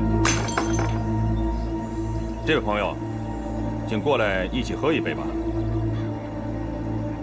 好啊。不知道兄台尊姓大名？何必明知故问呢？咱们俩先痛痛快快喝他几大碗，等一会儿动起手来，可就没什么交情可讲了。啊，仁兄一定是认错人了，以为我是敌人。不过就痛痛快快这4个字，小弟先敬你一杯。你倒爽快呀！不过你这酒碗小了点儿。酒保，几只大碗，打10斤高粱酒。一台10斤高粱酒喝得完吗？这位公子请客，不必为他省钱，10斤不够，咱来20斤。是。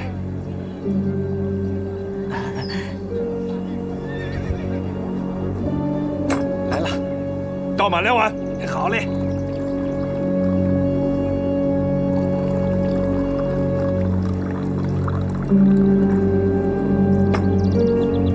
咱们先喝上10碗，怎么样？好，小弟舍命陪君子。只是待会儿喝醉了，仁兄莫怪。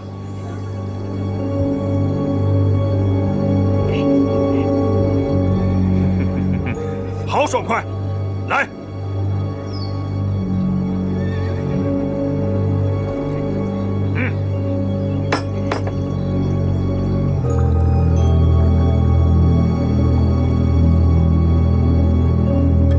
好酒，干！干！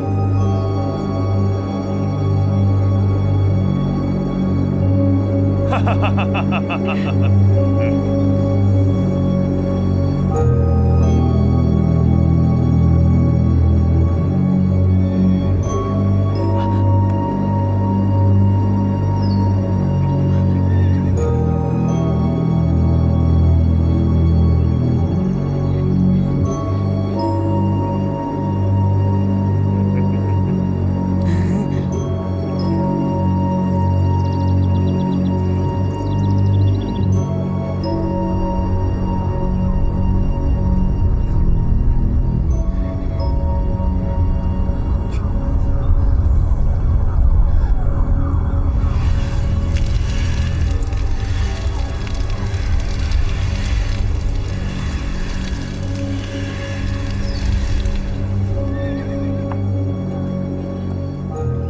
看你酒量不小嘛，有点意思。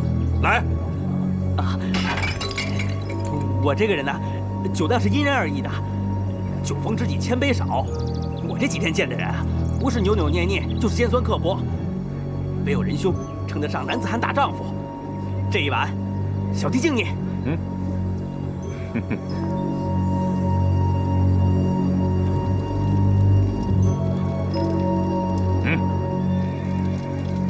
好一个酒逢知己千杯少，再来。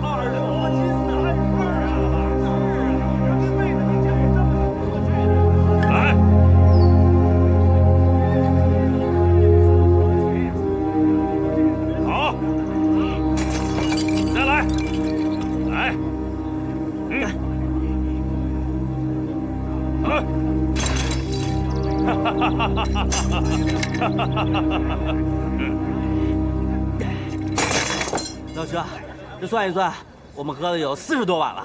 你没喝多，脑子挺清楚的。我们呀，可以说是半斤8两，要分胜负，恐怕是不太容易。不过呢，再喝下去，就怕小弟的酒钱不够了。好，来，咱们这就走，走。哎呀，多谢客官，多谢客官。哎，这位朋友，咱们比比脚力。好啊，来，嘿。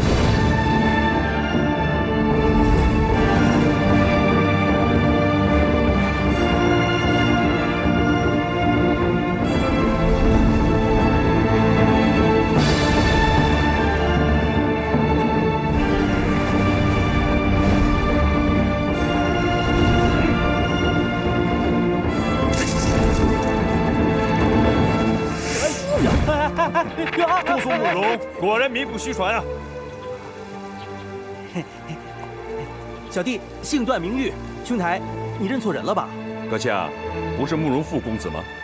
啊，小弟初次来到江南，天天听到慕容公子的大名，可惜一直没有见到。哎，刚才兄台自报姓名，可是姓乔名峰？正是，在下乔峰。小弟是大抵人士，初次来到江南，能够结识到像乔兄这样的英雄人物，真是荣幸啊！哦，原来你是大理段氏子弟，到江南来干什么来了？这个，此事，说来话长，那就慢慢说啊。走，段兄弟酒量好，为人也十分爽快，处处透着一股侠气。乔某识人无数，但真让乔某佩服的还真没有几个。哎，兄弟，我想与你结为金兰，你看怎么样？小弟求之不得。我乔峰，我段誉，今日一结金兰，不求同年同月同日生，但求同年同月同日死。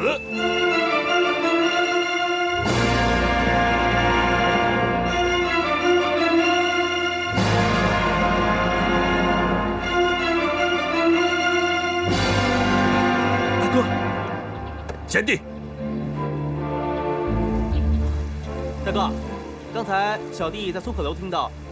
大哥今晚跟别人定下了约会，小弟虽然不会武功，但也想去看看热闹，不知大哥可否答应？当然可以，不过敌人出手阴险毒辣，贤弟自己可要当心呢。一切听从大哥吩咐。走。哎，贤弟啊，我看现在时间还早，不如咱们返回无锡城再喝他一会儿，然后再去会山。哎，大哥，刚才小弟跟你赌酒，其实是骗你的，我只不过把酒用那李松手指头逼了出去。大哥是真的喝了40多碗，我只不过用酒冲冲肠胃而已。哎，我说贤弟啊，你这门功夫是不是叫做六脉神剑呢？啊，正是，小弟刚学会不久，还不太熟练呢。是吗？哎，我曾经听我师傅提起过，大理段氏有一门奇功叫做六脉神剑，可以无形剑气伤人，不知道是真是假。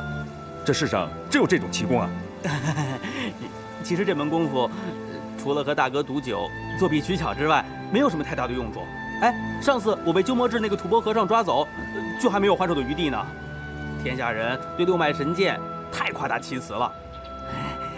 哎，大哥，我看酒会伤身，今晚就别再喝了。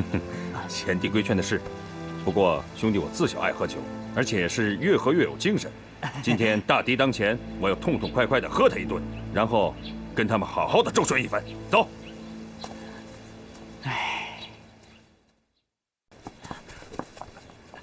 启禀帮主，4个点子闯入大义分舵，正在那里捣乱。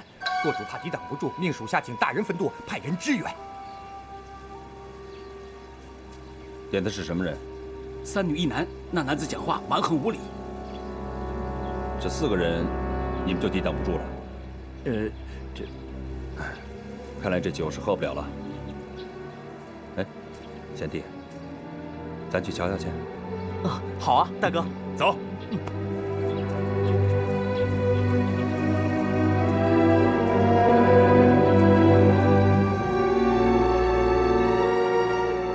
白长老，白长老，帮主有急事同长老商议，请长老速去。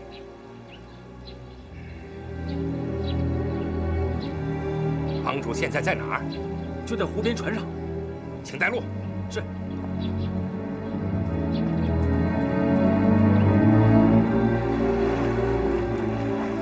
向兄，怎么你也到了？帮主着急，说有要事商量。不知是什么要紧事，把你我都招来，该不是和西夏人的约会有什么变化吧？上去就知道了。行。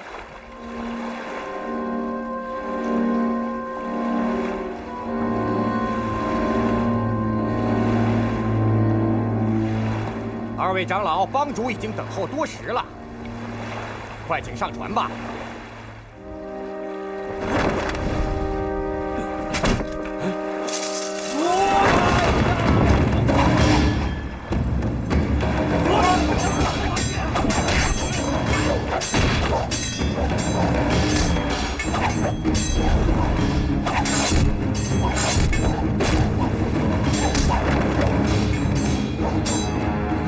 你先走！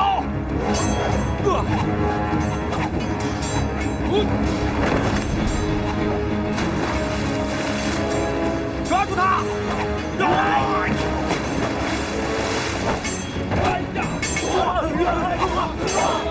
抓活的！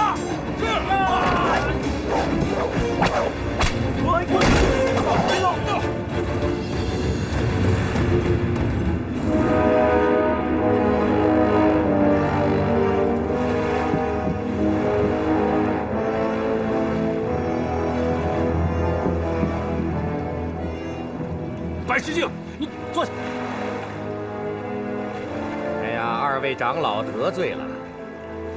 今天是丐帮吐故纳新的好日子，为了避免二位做出不明智的事来，只好先委屈二位一下。待会儿权某亲自向二位赔罪。不过丑话说在前头，如果二位企图逃跑，这里的几条船都装满了硫磺和柴草，我的属下就看在外边，稍有不对，他们就会马上点火。到那个时候，二位就不要怪我权冠清不讲义气了。少赔了。小人，放开我！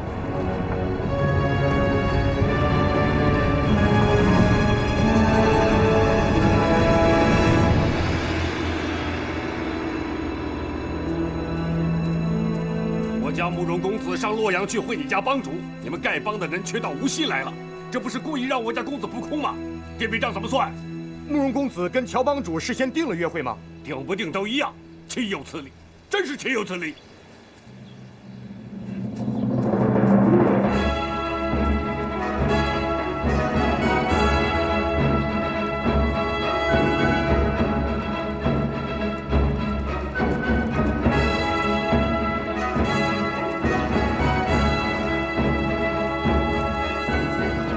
王姑娘，你也来了。是啊，我也来了。众位兄弟好，参见帮主。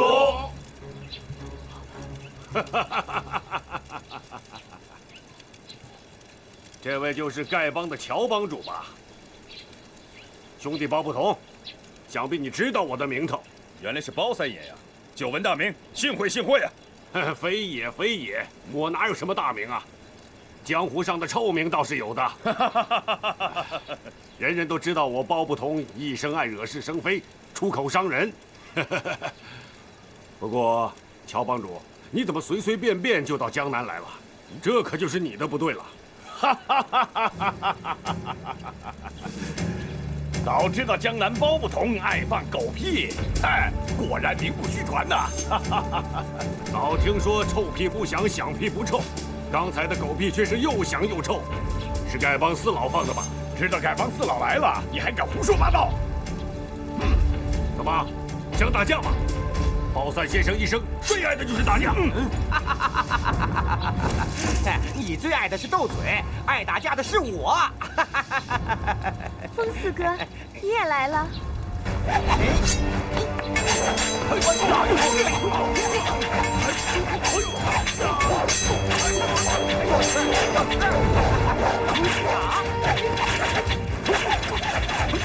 我跟你好好较量较量。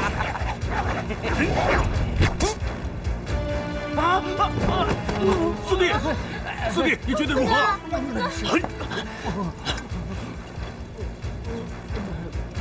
没什么。四弟，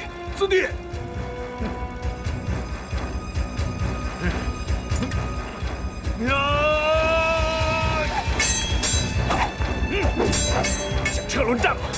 那我来会会姑苏英豪。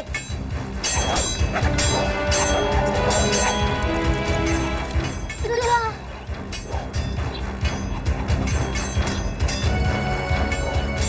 陈长老，你还是先给风四爷解了毒吧。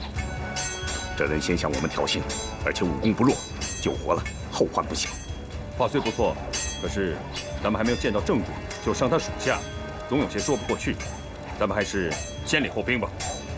马副帮主明明死在那姓陆荣的手下，杀人就该偿命。你先给他解了毒，以后的事慢慢再说。是。我家帮主仁义为先，这是解药。多谢陈长老，多谢乔帮主。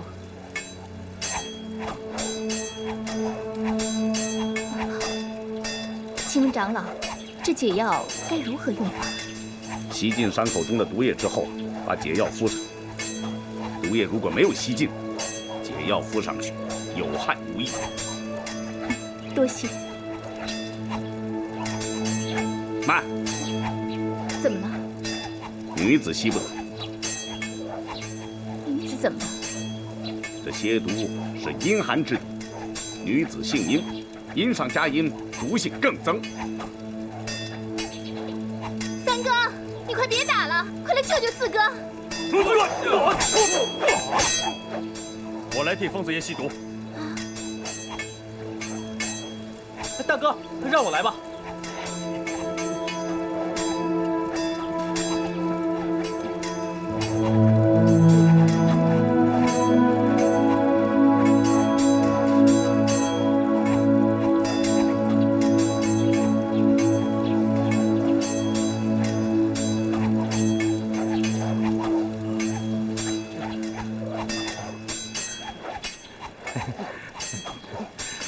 服药吧，快！四哥，多谢段公子。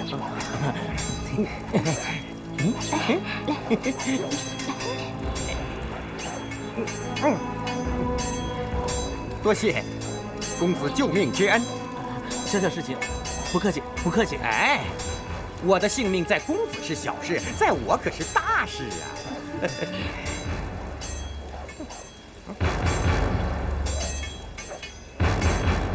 还你解药。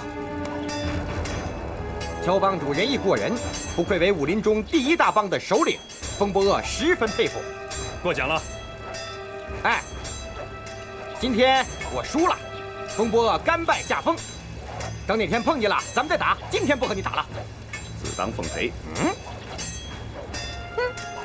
姓宋的，我来领教领教阁下的高招。四哥，不要打了，你的体力还没有恢复。有架不打呀，妄自为人。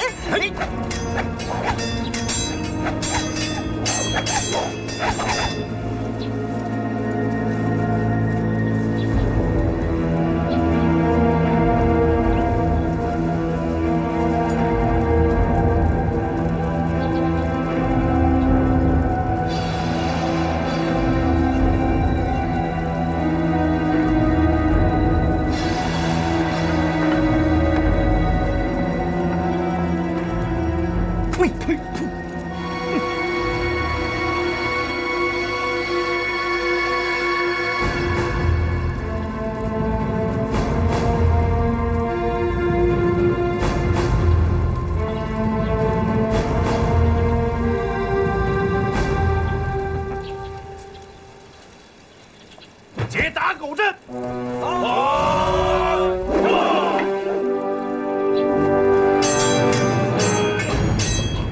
布阵。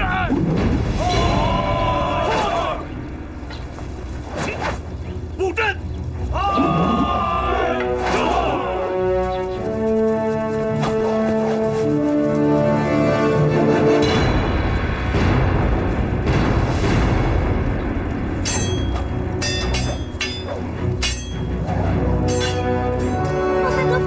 住手！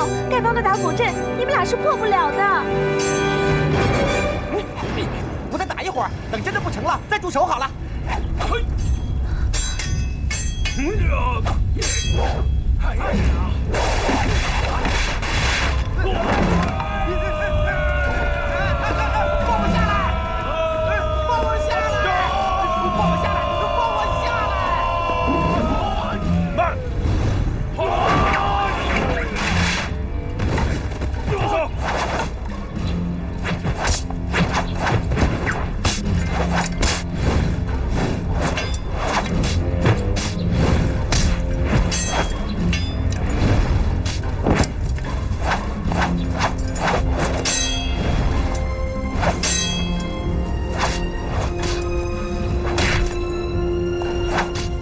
手抢出三式，鲍三哥，他左肘要创你胸口，右掌要斩你腰肋，左手便抓你的气户穴。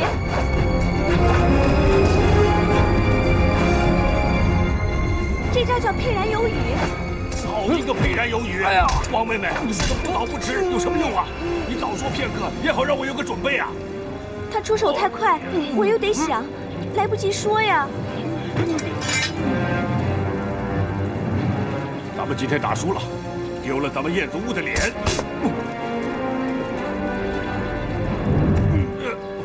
二位，请自便吧。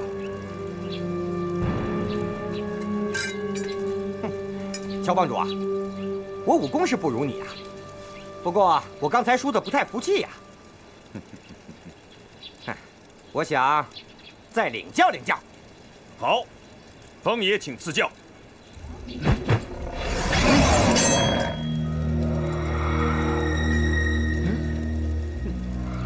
你这是擒龙功吧？世上真的有这种神奇的武功？在下初学乍练，让风爷取笑了。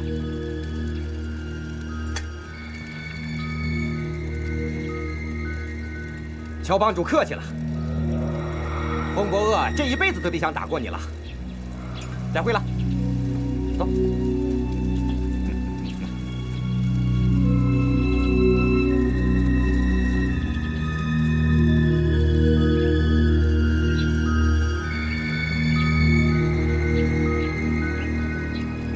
三哥，听说公子爷去了少林寺，那边人多，说不定有架打。我先去撩撩，你们慢慢再来啊！哎，告辞了。走吧，走了。技不如人呐，脸上无光，再练10年吧，又输个精光。哎，不打了。马夫帮主的大仇未报，帮主怎能随随便便就放走敌人？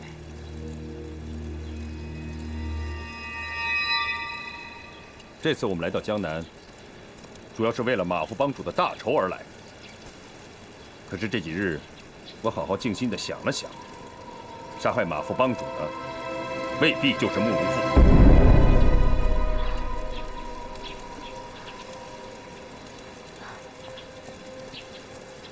帮主有什么凭据吗？我只是猜测，并没有拿到什么凭据。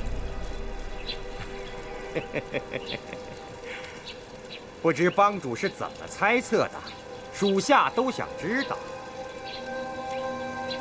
马夫帮主是死在自己的绝学锁喉擒拿手之下。当时我就想到了姑苏慕容，以彼之道，还施彼身。我想这世上，除了慕容复以外，再也没有人能使马夫帮主死在自己的功夫之下。不错。不过这几天，我好好想了想，里边另有隐情。帮主这么说，是有意开脱吧？传功执法2位长老呢？属下今天没有见到2位长老啊。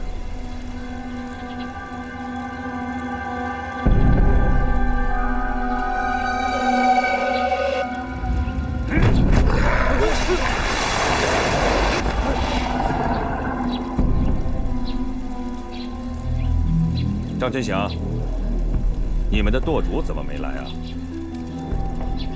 我不知道。不知道？你是不是已经把他给杀了？啊，没有，白长老他好端端的，他没死。这不关我的事儿，这不是我干的。谁干的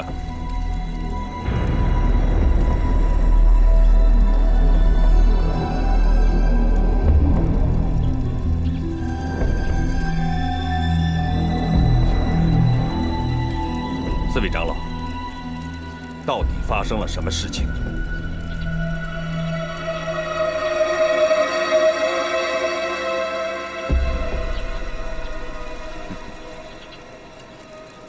本帮自我之下，大家都是讲义气的好兄弟。我们在江湖能有今天的地位，不光是靠了……啊，你现在知错了，还来得及。张全祥在。你带人去请执法、传功2位长老，按我的吩咐去做。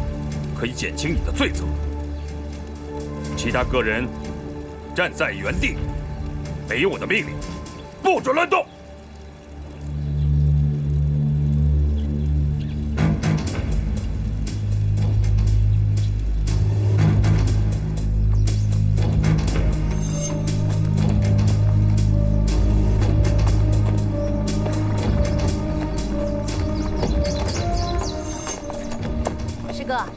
师哥，你又在玩什么古怪花样啊？我打你！小娟儿，小娟儿，怎么是你啊？哎呀，近来过得快活吗？还好。又是你，挺好的。这，哎，小娟儿，哎呀，小娟啊，我千盼万盼，终于盼到你的信儿了。师兄，是丐帮的徐长老找我们来，说是丐帮有了麻烦。小娟儿，不管什么事儿，只要是你让我做的，我就是赴汤蹈火也在所不辞。哎，小娟儿，你知道吗？这几天我做梦啊，又梦见咱俩在一起练功的情景了。你那时候的样子，我一辈子都忘不了。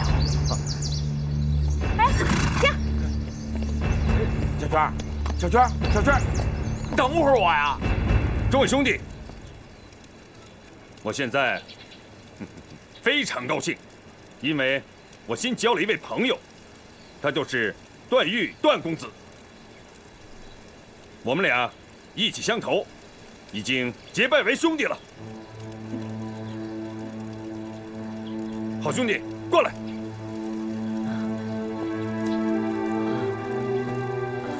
我给你介绍一下我们丐帮中的重要人物——宋长老。宋长老在我们丐帮中可是人人敬重啊！哎，他使的倒齿铁剪，在驰骋江湖之时，兄弟，你还没有出世呢！久仰久仰，宋长老老当益壮，晚生有礼了。哎，西长老是我们丐帮中的外家高手，10多年前，你哥哥常跟他请教武功。西长老与我可是半师半友，情深意重啊！刚才看到西长老武功果然了得，佩服佩服。惭愧，鬼头大刀吴长老，吴长老。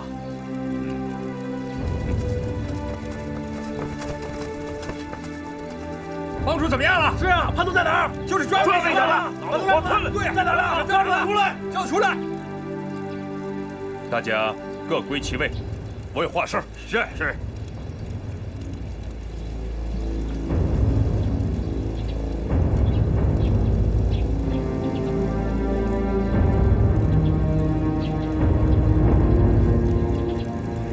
宋西陈吴4位长老，你们派人把我们关在太湖中的小船之上，到底是什么意思？这个咱们是多年来同生死共患难的好兄弟，自然没有什么恶意了。白执法瞧在老哥哥我的脸上，就别太介意了。把多年的兄弟关在火窟里，宋长老，这也算没什么恶意吗？这个嘛，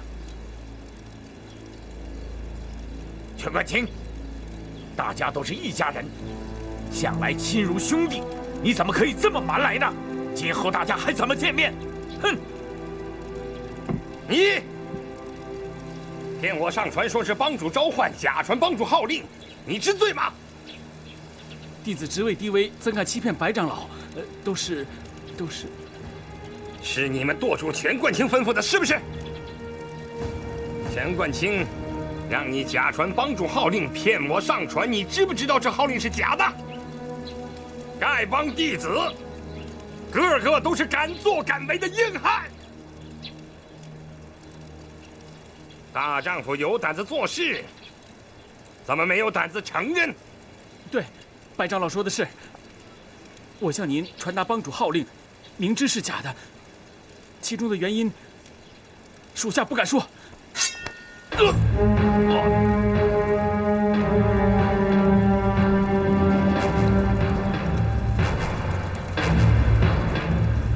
夫人，我们就快到了。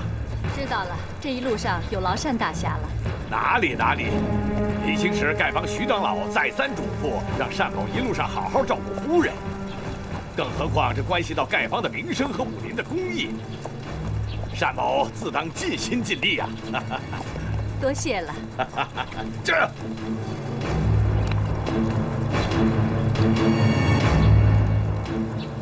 江兄，骗你上船的又是谁？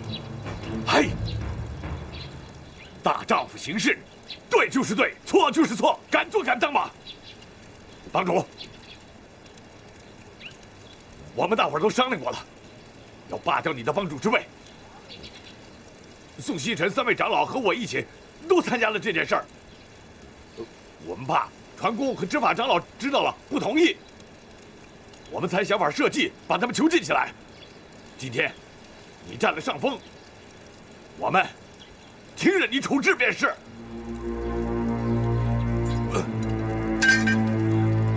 我吴长风在丐帮30多年，谁都知道我不是那种贪生怕死的小人。宋希臣吴4位长老背叛帮主，违反帮规第1条。执法弟子将4长老绑了。是。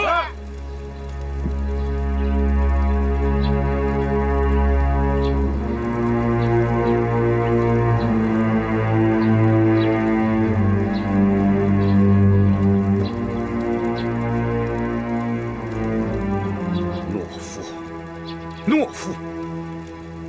群起一战，未必咱们就会输。可是你们，哼，谁都怕乔峰。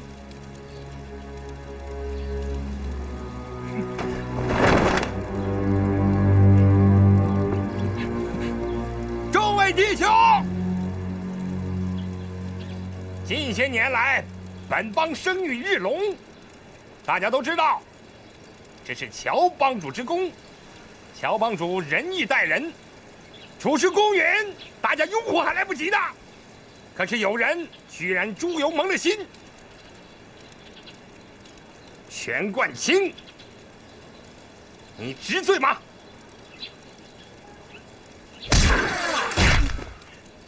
全冠清，全舵主，我乔峰到底做了什么对不起众兄弟的事情？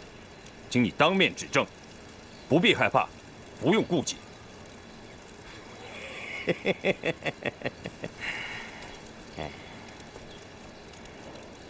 对不起众兄弟的事，你现在虽然还没有做，可不久就要做了。胡说八道！乔帮主为人处事光明磊落，你只凭一些道听途说的流言就造谣惑众，背叛帮主？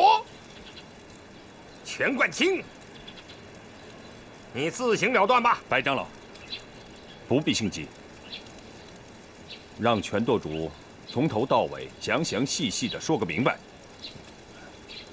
连宋长老、西长老全都反对我，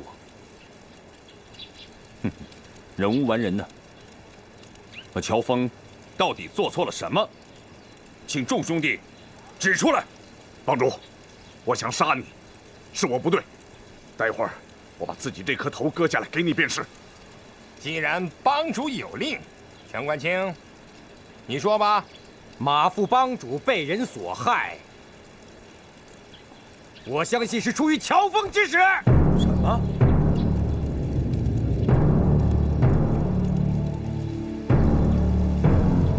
你一直讨厌马副帮主，但总觉得有他在一天，你帮主的位子就坐不安了。胡说八道！我虽然跟马副帮主私交不深，但是绝无加害之意。皇天厚土，人神共鉴。如果我乔峰有意加害马大元，我愿受千刀万剐，身人唾骂。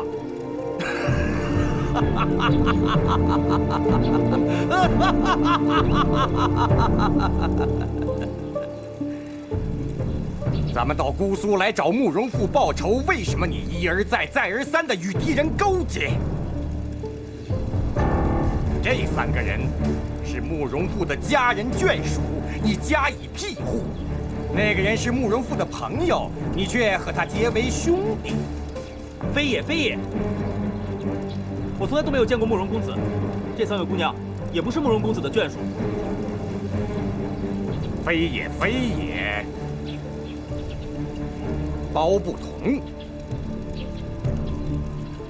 是慕容复手下金风庄庄主一阵风风波恶，是慕容复手下玄霜庄庄主。要不是你乔峰解围，他们早就被我们杀了。这些都是大伙亲眼看到的事实，你还想抵赖吗？不错，我是庇护了这3位姑娘，那是因为我顾及到丐帮数百年来的名声。我不愿天下英雄戳着我们的脊梁骨说，丐帮合力欺负3个弱女子。而丐帮自开帮数百年来，在江湖上备受人的尊崇。我们凭的不是人多势众、武功高强，而是由于我们行侠仗义、主持公道。丐帮和4大长老的名声，你不爱惜，众家兄弟可都爱惜得很呢。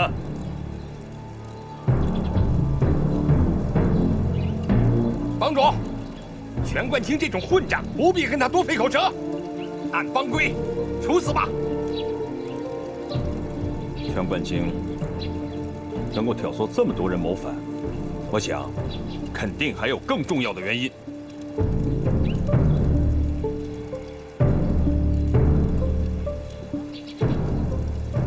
众位兄弟，我乔峰的所作所为，有哪一点做的不对呢？请大家明言。嗨，乔帮主，你是个什么样的人？我吴长风没本事分辨，你还是把我杀了吧。吴长老，乔峰到底做错了什么？这件事对咱们丐帮的影响太大了。万一要是传了出去，丐帮在江湖上就再也抬不起头来了。我们本来想一刀把你杀了，为什么？为什么？就因为我刚才救了慕容复手下的2个人，你们就认为我跟他勾结？可是你别忘了，你们是谋反在先，我是救人在后。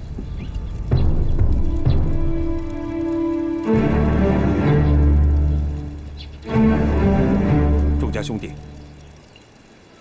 我在来无锡的路上碰见了一位好汉。哎，你让开！你让开！你先让开！你先让开！你让开！你让开！好，咱们已经耗了1个时辰了，就是再耗2个时辰，我还是不让。你只要不嫌我担的这担粪臭啊，咱们就这么耗着。好，好，你肩上压着粪担，只要你不怕累，咱们今天就在这儿耗着。你，哎！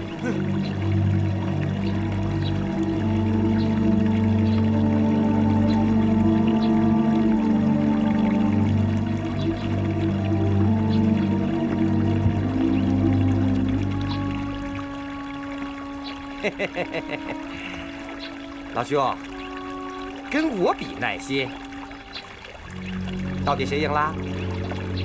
你是赢了，那你挑着这副粪担，我空站着，咱们看谁输谁赢。说的也是啊，拿来。哎呀，给。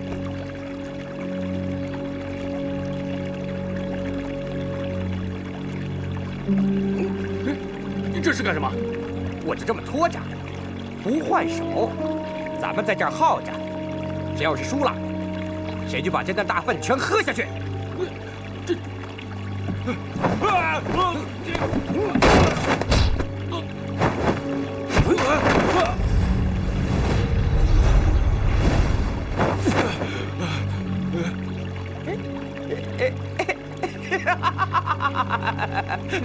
过瘾，过瘾！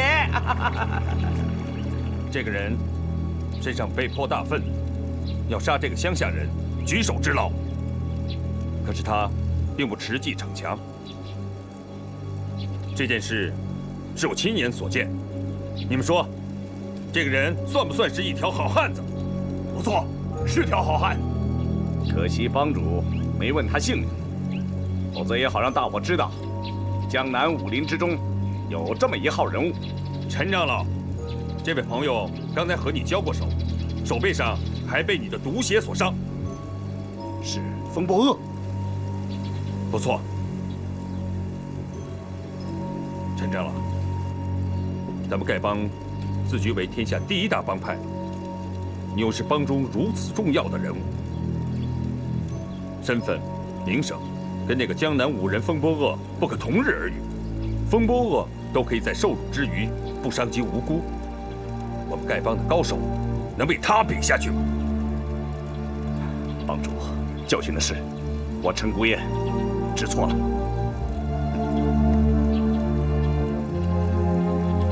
风波恶是非分明，包不同潇洒自如，而这3位姑娘又是温文善良。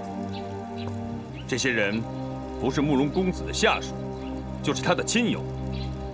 物以类聚，人以群分。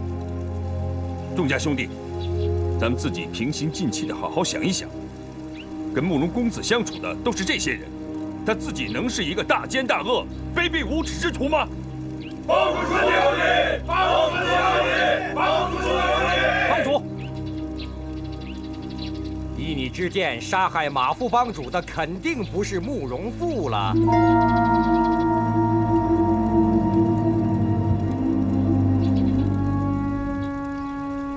凶手究竟是谁？现在还没有眉目。但是如果我查出来是慕容复所为，我乔峰第一个把他抓回来，替马副帮主报仇雪恨。但是，只凭胡猜乱想，错杀了好人，而真正的凶手逍遥自在，暗笑我丐帮无能，那样的话，既对不起错杀的好人，也有损我丐帮的威名。以后众家兄弟走在江湖之上，恐怕也会抬不起头来吧。帮主，咱们所以叛逆，都是误听人言。现在一想，我们实在是太糊涂了。白长老，你请法刀来，按照班规，我们自行了断便是。执法弟子，请本帮法刀。是。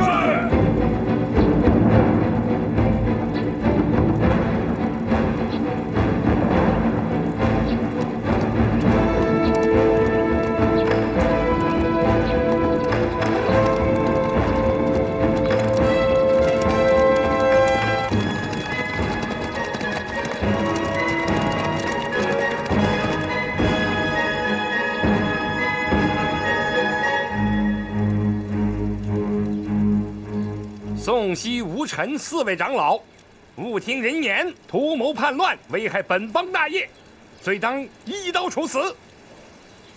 大至分舵舵主全冠清，造谣惑众，鼓动内乱，罪当9刀处死。其余叛乱弟子各领罪责，日后详加查究，分别处罚。帮主，我吴长风对不起你，理当自我了断。这是我死后，希望你能够原谅了吴长风。执法弟子宋邦，且慢。帮主，是因为我罪孽太大，你不允许我自我了断。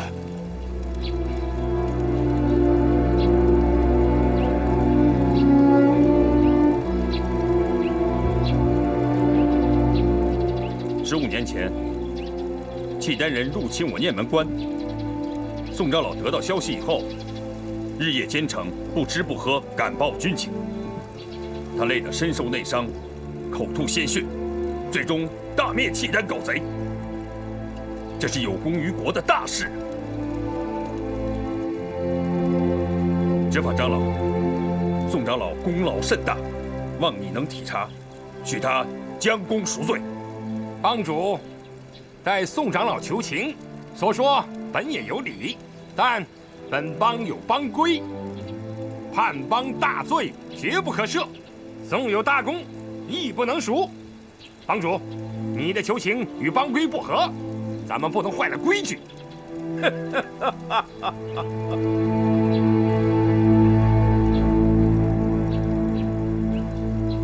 执法长老的话，半点也不错。他们既然身居长老之位，哪一个没有一些汗马功劳？倘若人人都追论旧功，那就什么罪行都可以犯了。帮主，请你准许我自行了断。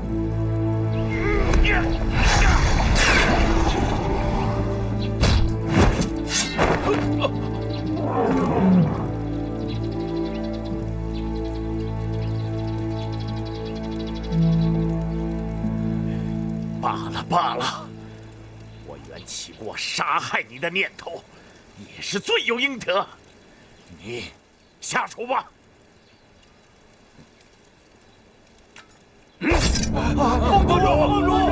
帮主！求帮主不要啊！别！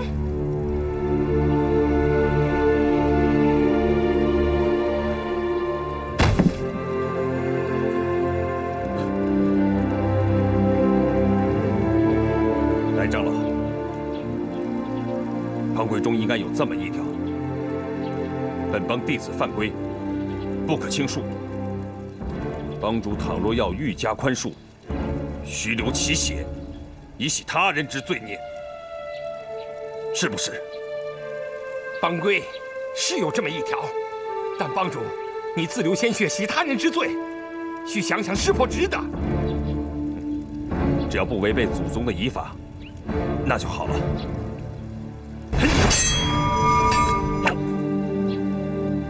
想当年，帮帮主被契丹5大高手设伏擒获，并威逼我丐帮向契丹匪徒投降。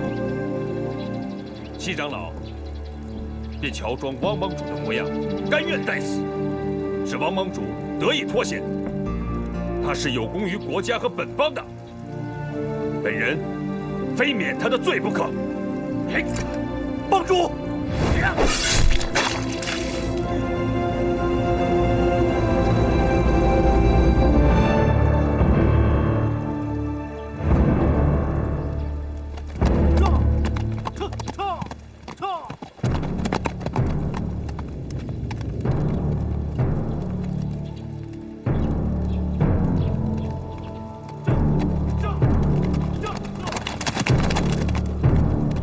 帮主，我跟你没什么交情，平时得罪你的地方太多了，不敢要你流血赎命。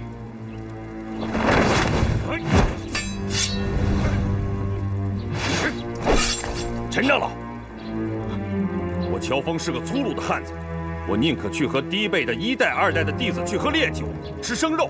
我这脾气，大家都知道。但如果你以为我想除掉你和马副帮主，那可就大错特错了。你和马副帮主老成持重，从不醉酒，那是你们的优点。我乔峰及不上你们。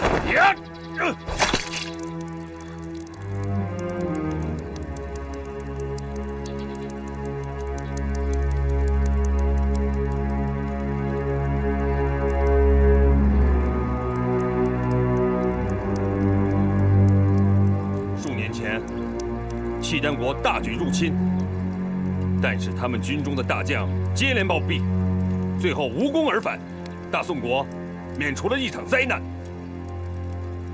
去刺杀契丹国副元帅耶律布鲁的，正是我们的陈长老。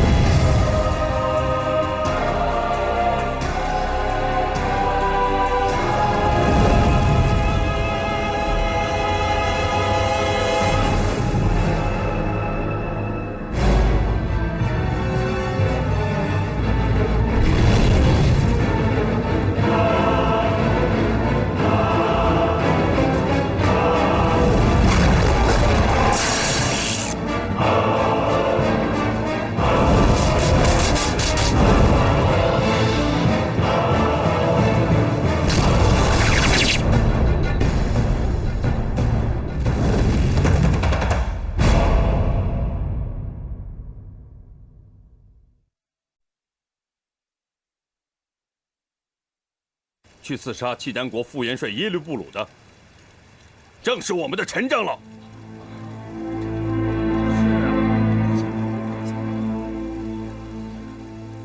陈孤雁惭愧，深谢帮主大恩大德。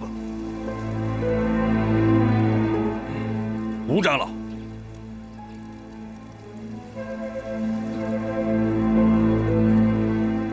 吴长老，想当年，你一个人独守鹰巢峡，力抗西夏一品堂众高手，单凭你的济公金牌就可以免罪啊！拿出来给大家伙瞧瞧。嗨，都是私家兄弟，有什么难为情的吗？我那块济公牌，不瞒帮主说，找不见了。怎么找不见？我那天突然酒瘾大发，因为没钱买酒喝，我就把金牌换酒喝了。爽快，好爽快！我佩服你。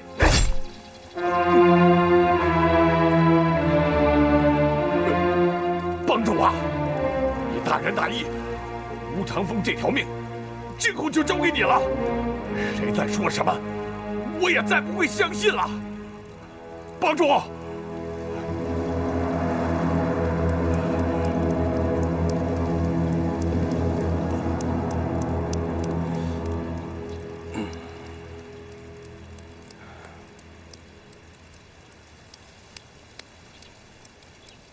全舵主，你还有什么话，请说吧。我所以烦你，是为了大宋的江山，为了丐帮百代的基业。可惜跟我说了你身世真相的人为事怕死，不敢现身。你干脆一刀把我杀了便是。我的身世又怎么了？你尽管说来。我这时空口说白话，谁也不相信。你还是一刀把我杀了的好啊！男子汉大丈夫，有话就说，何必吞吞吐吐的？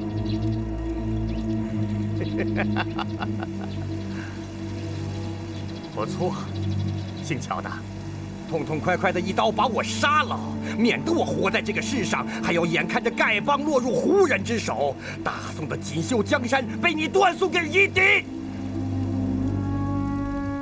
丐帮怎么会落入胡人之手？我又怎么会断送大宋的江山？你给我明明白白的说清楚！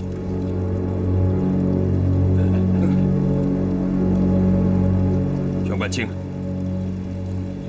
你说你知道我身世的真相，又说此事有关丐帮的安危、江山的设计，可是你始终不愿意把事情的真相说出来。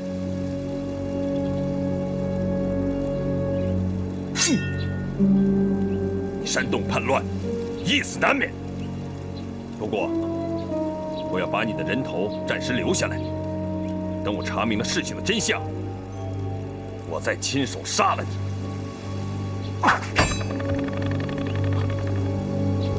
我乔峰要决定杀什么人，亮这个人，他永远逃不出我的手掌心。滚吧！从今以后，丐帮中没有你这号人物。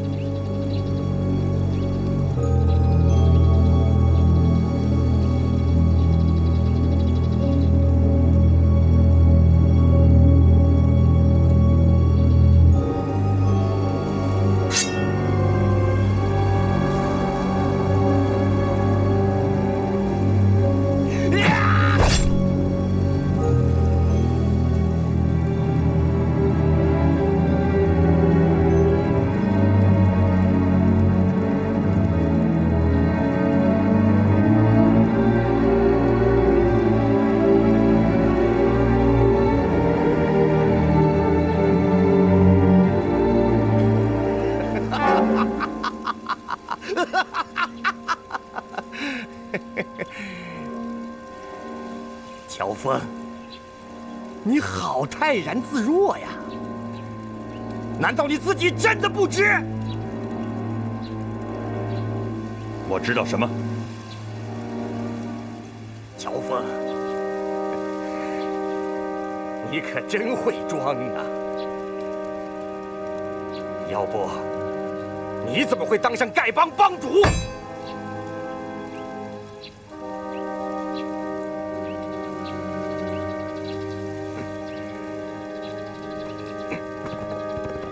帮主，帮主！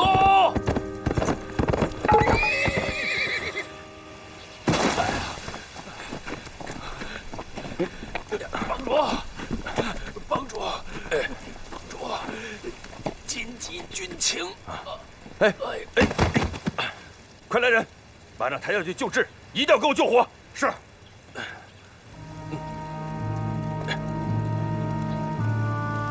乔峰，住手！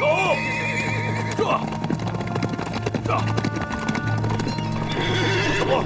这消息你不能看。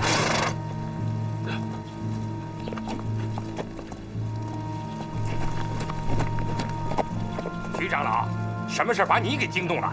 乔峰拜见徐长老。乔峰，这消息你不能看呐。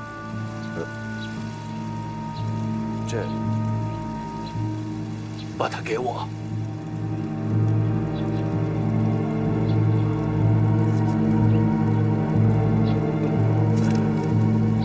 得罪了，白长老，先不要执行帮规。兄弟们，今天我把马大元兄弟的遗孀康敏请来了，他有些事情要跟大伙儿说说。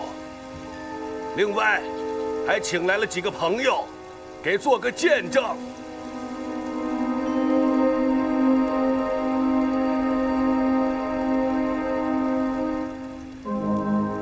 如果事关重大，大伙可以等一等。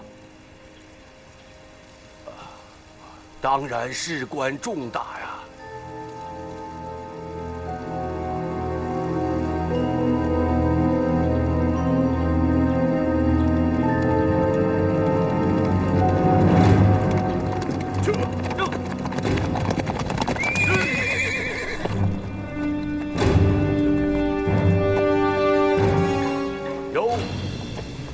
山五雄也来了，什么风把你们单家六爷们儿都给吹来了？乔帮主，单某不请自到，多有打扰。乔峰不知道单老前辈前来，有失远迎，还请恕罪啊。有请夫人。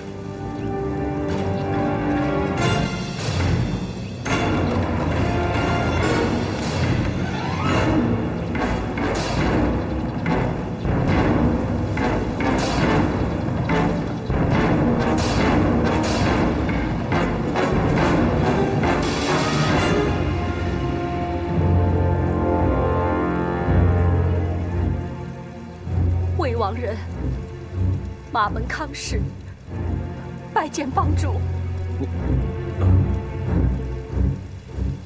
大嫂不必多礼。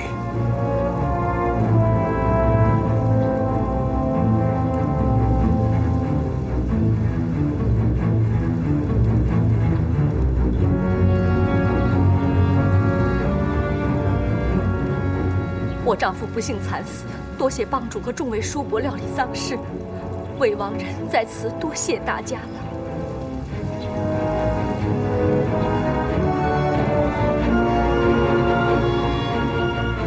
乔帮主，乔帮主，乔峰有礼了。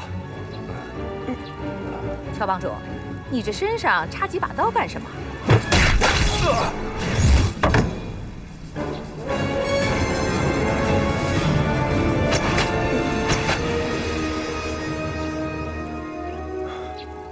乔帮主，谁胆子这么大，竟敢用刀子伤你的？是我自己刺的。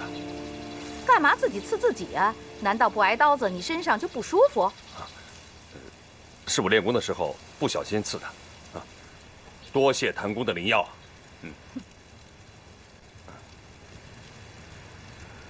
泰山的单氏父子，太行山的谭氏夫妇，以及赵钱孙先生，今天亲临本邦，毕邦是十分的感谢呀。马夫人，你还是从头说吧。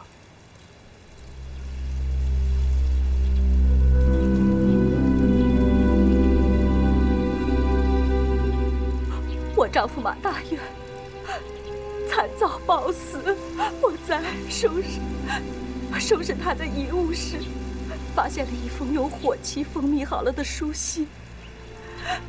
信皮上写着：如果我丈夫死于非命，让我把这封信交给丐帮诸位长老共同查阅。可是，当时乔帮主和诸位长老都不在洛阳。我怕耽误帮中大事，不敢自作主张，就去洛阳找徐长老，并呈上此信，请他老人家做主。以后的事情，就请徐长老告诉各位。这件事情还真让我为难呢。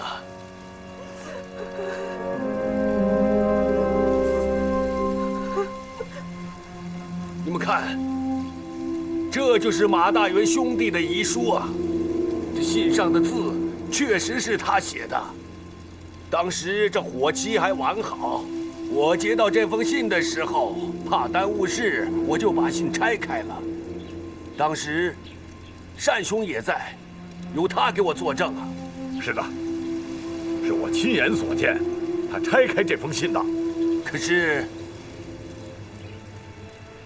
这封信上的字，却不是马大元写的。实际上，这是另外一个人写给本帮汪帮主的。我和单正兄看信看到信尾署名的时候，我就感到特别的意外呀。单老兄，这可就是你的不对了。这是人家丐帮的书信，你怎么能偷着看呢？我只见到信尾的署名，没看信的内容。嘿嘿嘿，偷1000两黄金的是贼，偷1文钱的也是贼，偷看10眼是偷看，偷看1眼也是偷看，偷看别人的书信那可就是小人呐。既然是小人，那就该杀。怎么着？你们干什么？我师哥说的话就没错过。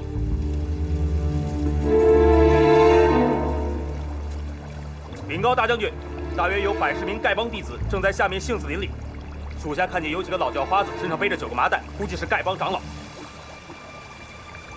这群叫花子居然没上当，留下这么多高手。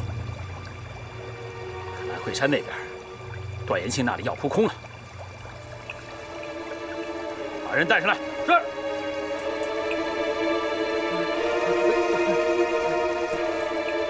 老实告诉我，这边树林里边，你们丐帮到底有多少人？我只知道帮主让我们分舵的人在杏子林里等候，别的就什么都不知道了。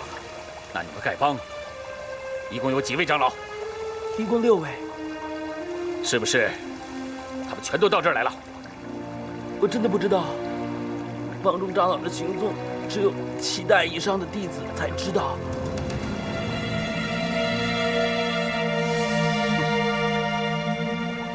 不管你们有多少人，一会儿我让你们知道我的厉害。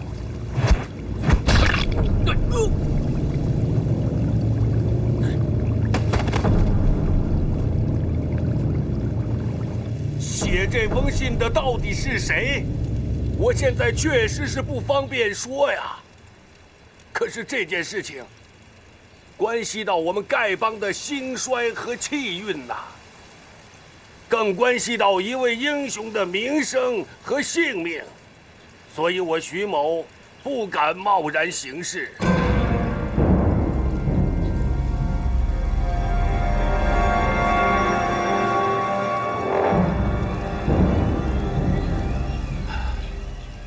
后来我得知，写这封信的人和太行山的谭公谭婆交情莫逆，我就前去向他们请教。谭婆把一切跟我说得明明白白。可是这件事情，我实在是不想说呀。谭婆后来告诉我，她有一位师兄，曾亲身经历过这件事情。他就是赵钱孙兄弟。你不守妇道！赵钱孙兄弟，请你当众说一句，这封信上写的是真的还是假的？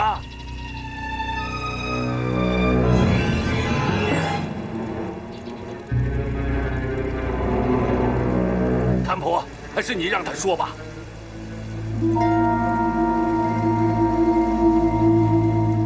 师哥，当年在雁门关外那场血战，你跟大伙说说吧。这雁门关外的事，我怎么能知道啊？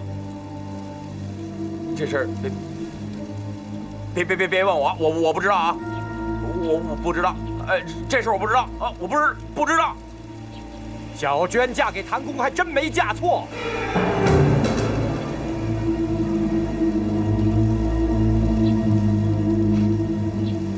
谁说的？谁说的？站出来！我说的。要不然你干嘛一见着谭公就逃跑呢？哼！谁他娘的逃了？这个唐公，除了挨打不还手之外，他哪点比我强？你说说看。阿弥陀佛，能挨打不还手，这才是天下最难练的武功啊！哎呀，天台山的智光大师到了。哎呀，30年不见，大师依然这样健朗啊！武功不如对方，挨打不还手已经是挺难的了。如果武功胜过对方，还能挨打不还手，更是难上加难呐。是这个道理啊！大师啊，您路上辛苦了。哎，大师啊，这回亲自请您来一趟，实在是不好意思啊。有徐长老和单判官的面子，老衲哪敢不来呀？更何况这件事关系重大，老衲更是非来不可啊！不知哪一位是乔帮主？在下乔峰。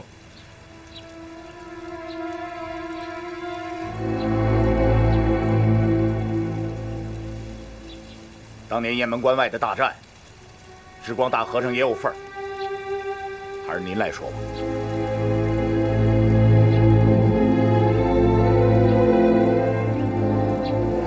陈年旧事，老衲真不愿意再提起当年的罪孽。智光大师啊，现在丐帮正处在生死存亡的关键时刻，只有您老人家才能说清楚这件事啊！好吧，且由老衲从头说起。30年前，丐帮汪帮主突然把我们叫去，要我们大家商量一件重要的事情。当时武林中一个很有名的人物也在场，他告诉我们，契丹人要派一名绝顶高手秘密潜入少林，目的是要把少林寺中所有的武功图谱偷回辽国，让辽兵人人练习。当时宋辽两国交战多年，双方势均力敌，僵持不下。可一旦少林的武功流到辽国，辽军人人习武，过不了几年，天下还有谁是他们的对手？到那时，我大宋就会亡国灭种。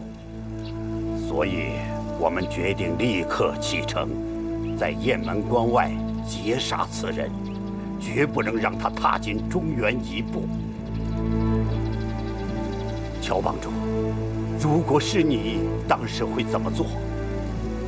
智光大师，如果今天还有契丹匪徒胆敢进犯，我乔峰就亲自率领本帮兄弟，星夜赶去阻截。这么说，我们当年在雁门关狙击辽人，乔帮主认为是做对了。如果我乔芳早生30年，我会和各位同去雁门关的。当时我们跟随带头大哥赶赴雁门关，带头大哥武功卓绝，在武林中又地位尊崇，因此大伙推他带头，一切奉他的号令行事。我们先遇到一队辽兵，轻而易举就消灭了他们。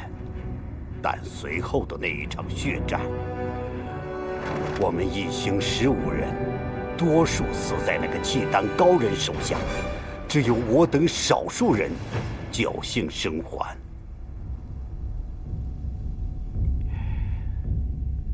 我们实在不忍心加害那个孩子，就将他留了下来，并踏下石壁上的字迹，清理了现场。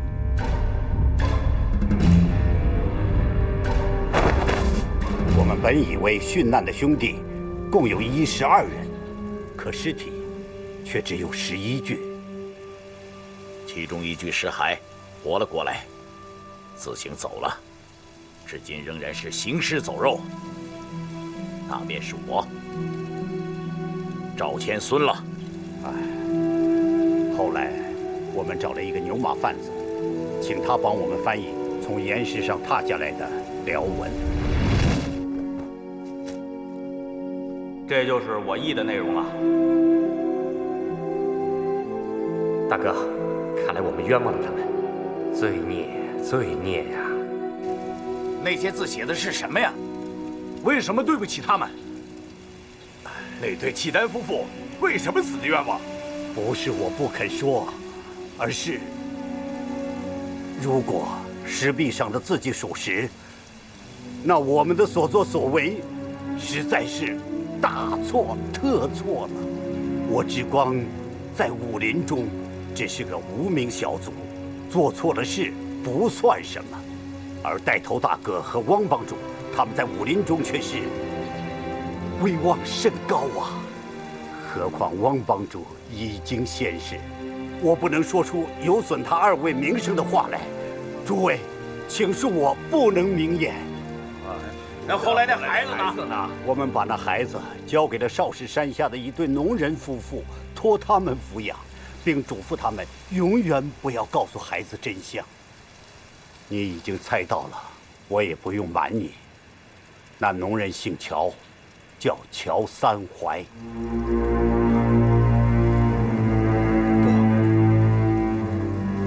不，你胡说八道！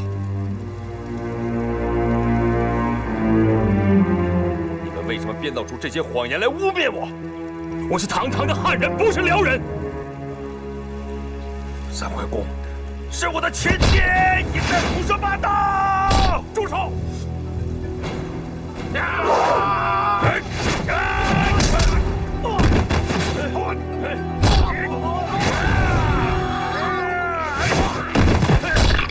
乔帮主，有话好说，你与我们单家无冤无仇，请你放了我的儿子。乔帮主，智光大师在江湖上可是受敬仰的，你千万不能伤害他呀！不错，我跟你们单家无冤无仇。智光大师的为人，我也很敬仰。你们要夺走我的帮主之位，乔峰根本就不稀罕。但是你们为什么要编出这些谎言来污蔑我？我乔峰到底做错了什么？你们非要置我于死地啊！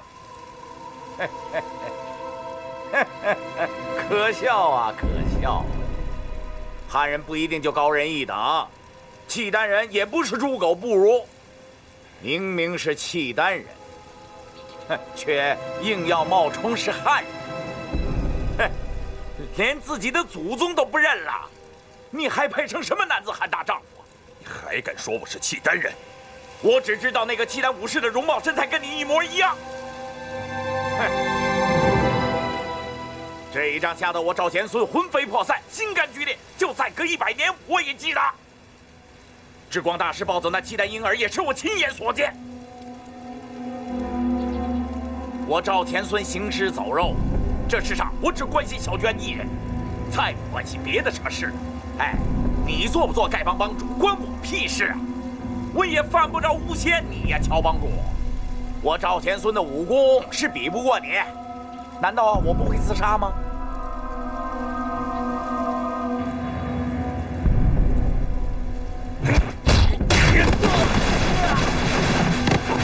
孩子，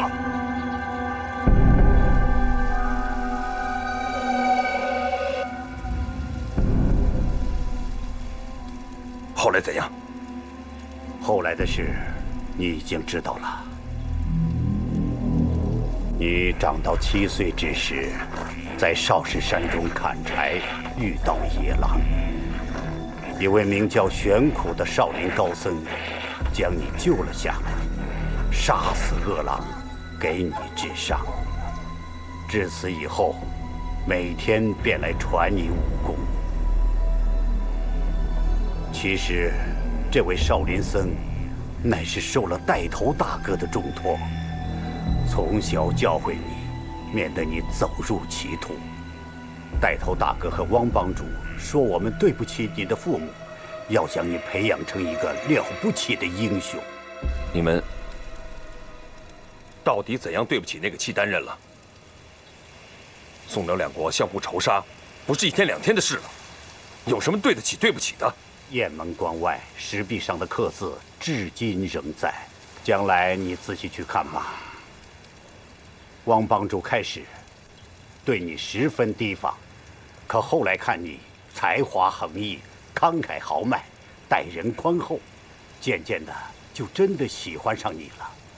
再后来，你立功越多，威名越大，丐帮上下对你都心服口服啊。就是帮外之人也知道你是丐帮下一代帮主。以老衲所知，丐帮数百年来，从没有第2位帮主像你这样当得艰难。我一直以为恩师是有意在锻炼我，原来如此啊！感谢智光大师说清了当年的往事啊！乔峰，这就是当年带头大哥写给汪帮主的那封信。他在信里一再劝阻，不能把帮主大位传给乔峰。这封信，你看看吧。让我先瞧瞧是不是原信。不错，正是带头大哥的手迹。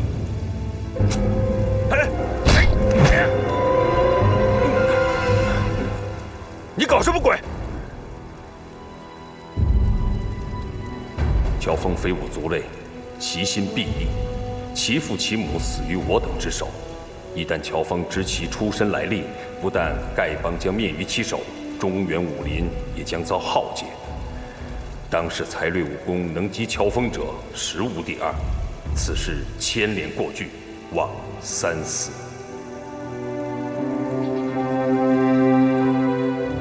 乔帮主，你现在已经知道了你自己的身世，就一定会报你的杀父之仇。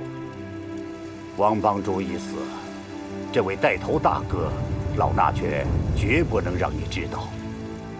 一切罪孽，老衲甘愿一身承担，要杀要剐，你尽管下手便是。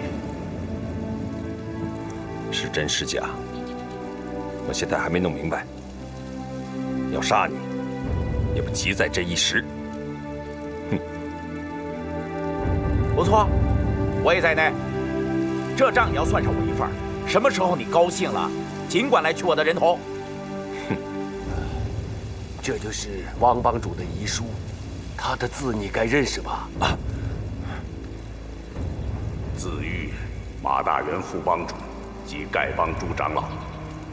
乔峰若有亲辽叛汉之迹象，全帮即合力击杀，下毒行刺，均无不可。下手者有功无罪，王建通亲笔。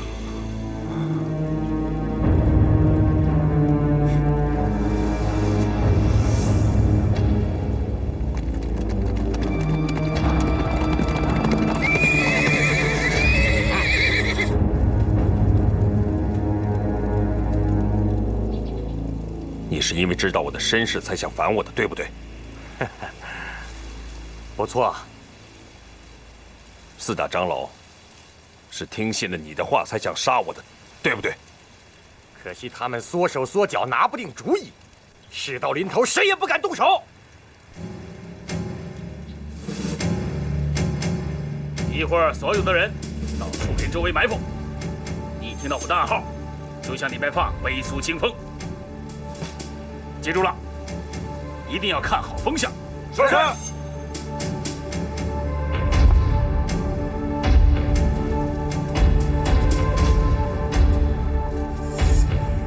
将军，我听见那些叫花子在里面议论，好像那个乔峰也在里面。什么？他怎么也在这儿？这么说，他没有去赴段延庆的约会？妈的，这下糟了！将军，一个乔峰有什么了不起的？是啊，咱们也给他来个一拥而上，管教那群叫花子一个也跑不掉。咱们有杯苏清风在手，10个乔峰也是白给。你们知道什么？这个乔峰，他武艺超群，那可是个厉害人物。要不是因为他，中原丐帮我早就铲平了。将军，那现在该怎么办？这样，你悄悄过去，给我好好打探一下。一打探到消息，马上回来告诉我。是。其余人员按兵不动，就地藏好。是。千万不能出声。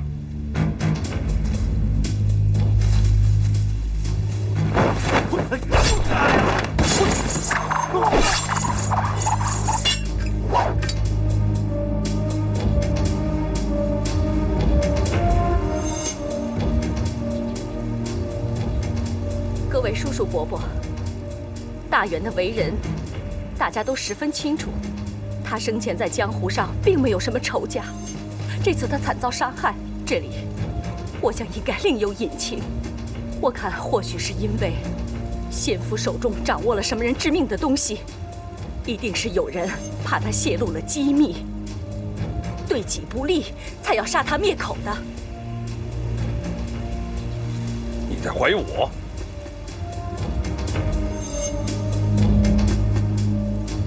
妾身不敢。小女子是女流之辈，抛头露面已是不该。恳请叔叔伯伯念着旧情，查明真相。乔大哥，请替先父报仇雪恨。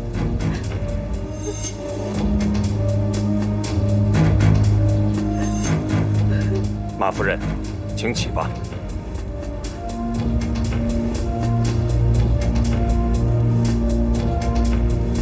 马夫人，我有件事搞不懂，想向夫人请教请教。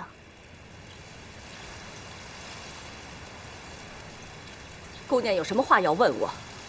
刚才听马夫人说，马副帮主的遗书在徐长老拆开之前是密封完好的，那就是说你自己也没有看过这遗书了。不错。马副帮主的遗令，既然大家都不知道，自然就不存在你所说的杀人灭口了。姑娘是谁？为什么要干预我们帮中的事？贵帮大事我不敢干预，只是觉得夫人说的话似乎有点不大合情理。白长老，那位姑娘的话确实有道理。开始我也觉得这件事不大合情理，但是我想起了另外一件事。就在大元被害的前一天晚上，有人来我家偷东西。偷什么东西？伤着人没有？还好，人倒是没有伤着。那人用迷香把我和2名仆人熏倒，将家中里里外外彻底的搜查了一遍，偷去了10来两银子。可是第2天，我就接到了先夫遇难的消息。便没有心思再去理会这件事。现在想来，幸好先父把这封信藏得很隐蔽，才没有被那个人拿走，这实属幸运呐。小毛贼偷10几两银子，实属寻常啊。这位小姑娘说的一点不错啊。可是后来我在我家窗口墙角下捡到了一样东西，才知道这件事情并不那么简单。是什么东西啊？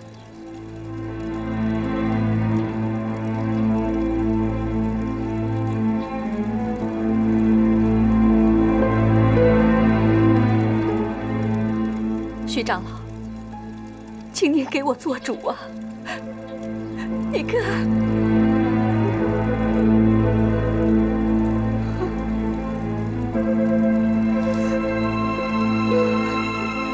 朔雪飘飘，开雁门；平沙立乱，卷蓬根。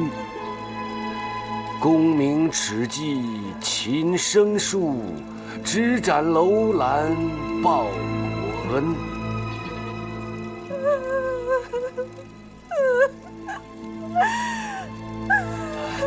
非我族类，其心必异。王帮主，真是让你给说中了。徐长老，这柄折扇是我的。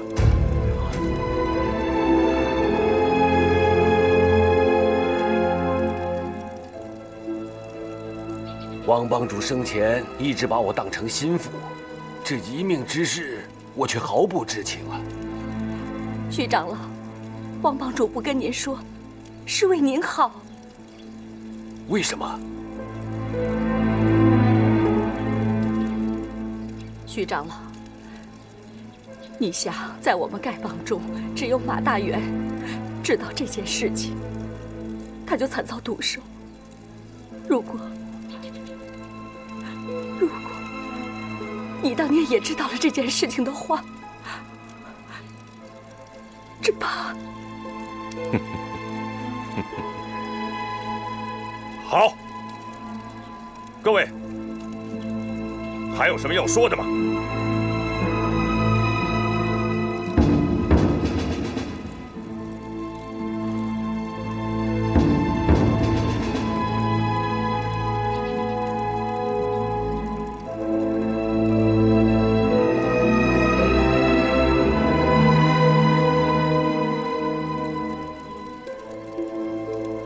？30年来，我连自己是什么人都不知道。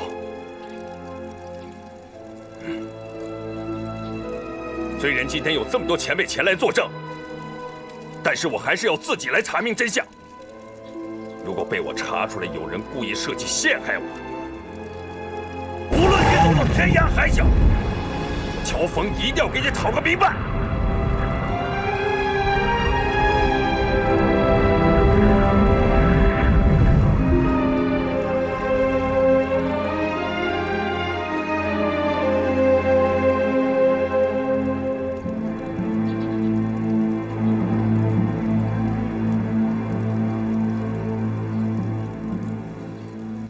在真相未查明之前，我这个丐帮帮主是不能再当了。乔峰现在就退位。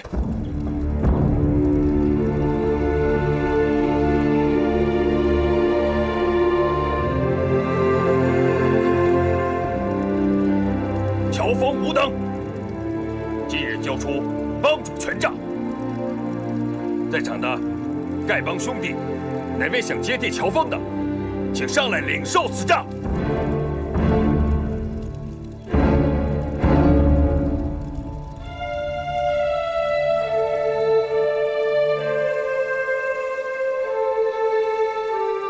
徐长老，传宫执法2位长老，这个打狗棒，请3位共同保管。日后定了帮主，再由3位长老传授吧。看起来只有这样了。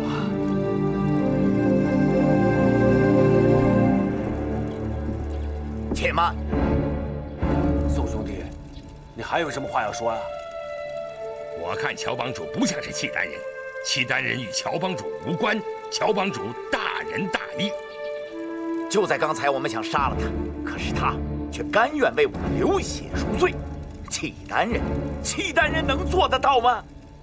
他自幼受少林高僧和汪帮主的教诲，身上确有大仁大义之举。既然性子已经改了，做我们的帮主有什么不可以呀？我看帮里面没有一个人能够比得上乔帮主。别人想当帮主，哼！我姓宋的不服。哎呀，有人阴谋陷害乔帮主，咱们不能轻信谣言。对，几十年前的旧事，单凭你们这几个胡说八道，谁知道是真是假？这帮主大位不许随便变动。愿意跟随乔帮主的，请跟我到这边来。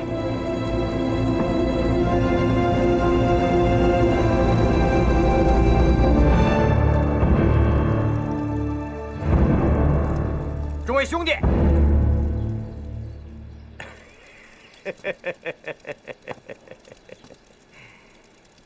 乔帮主的确才略过人，英雄了得。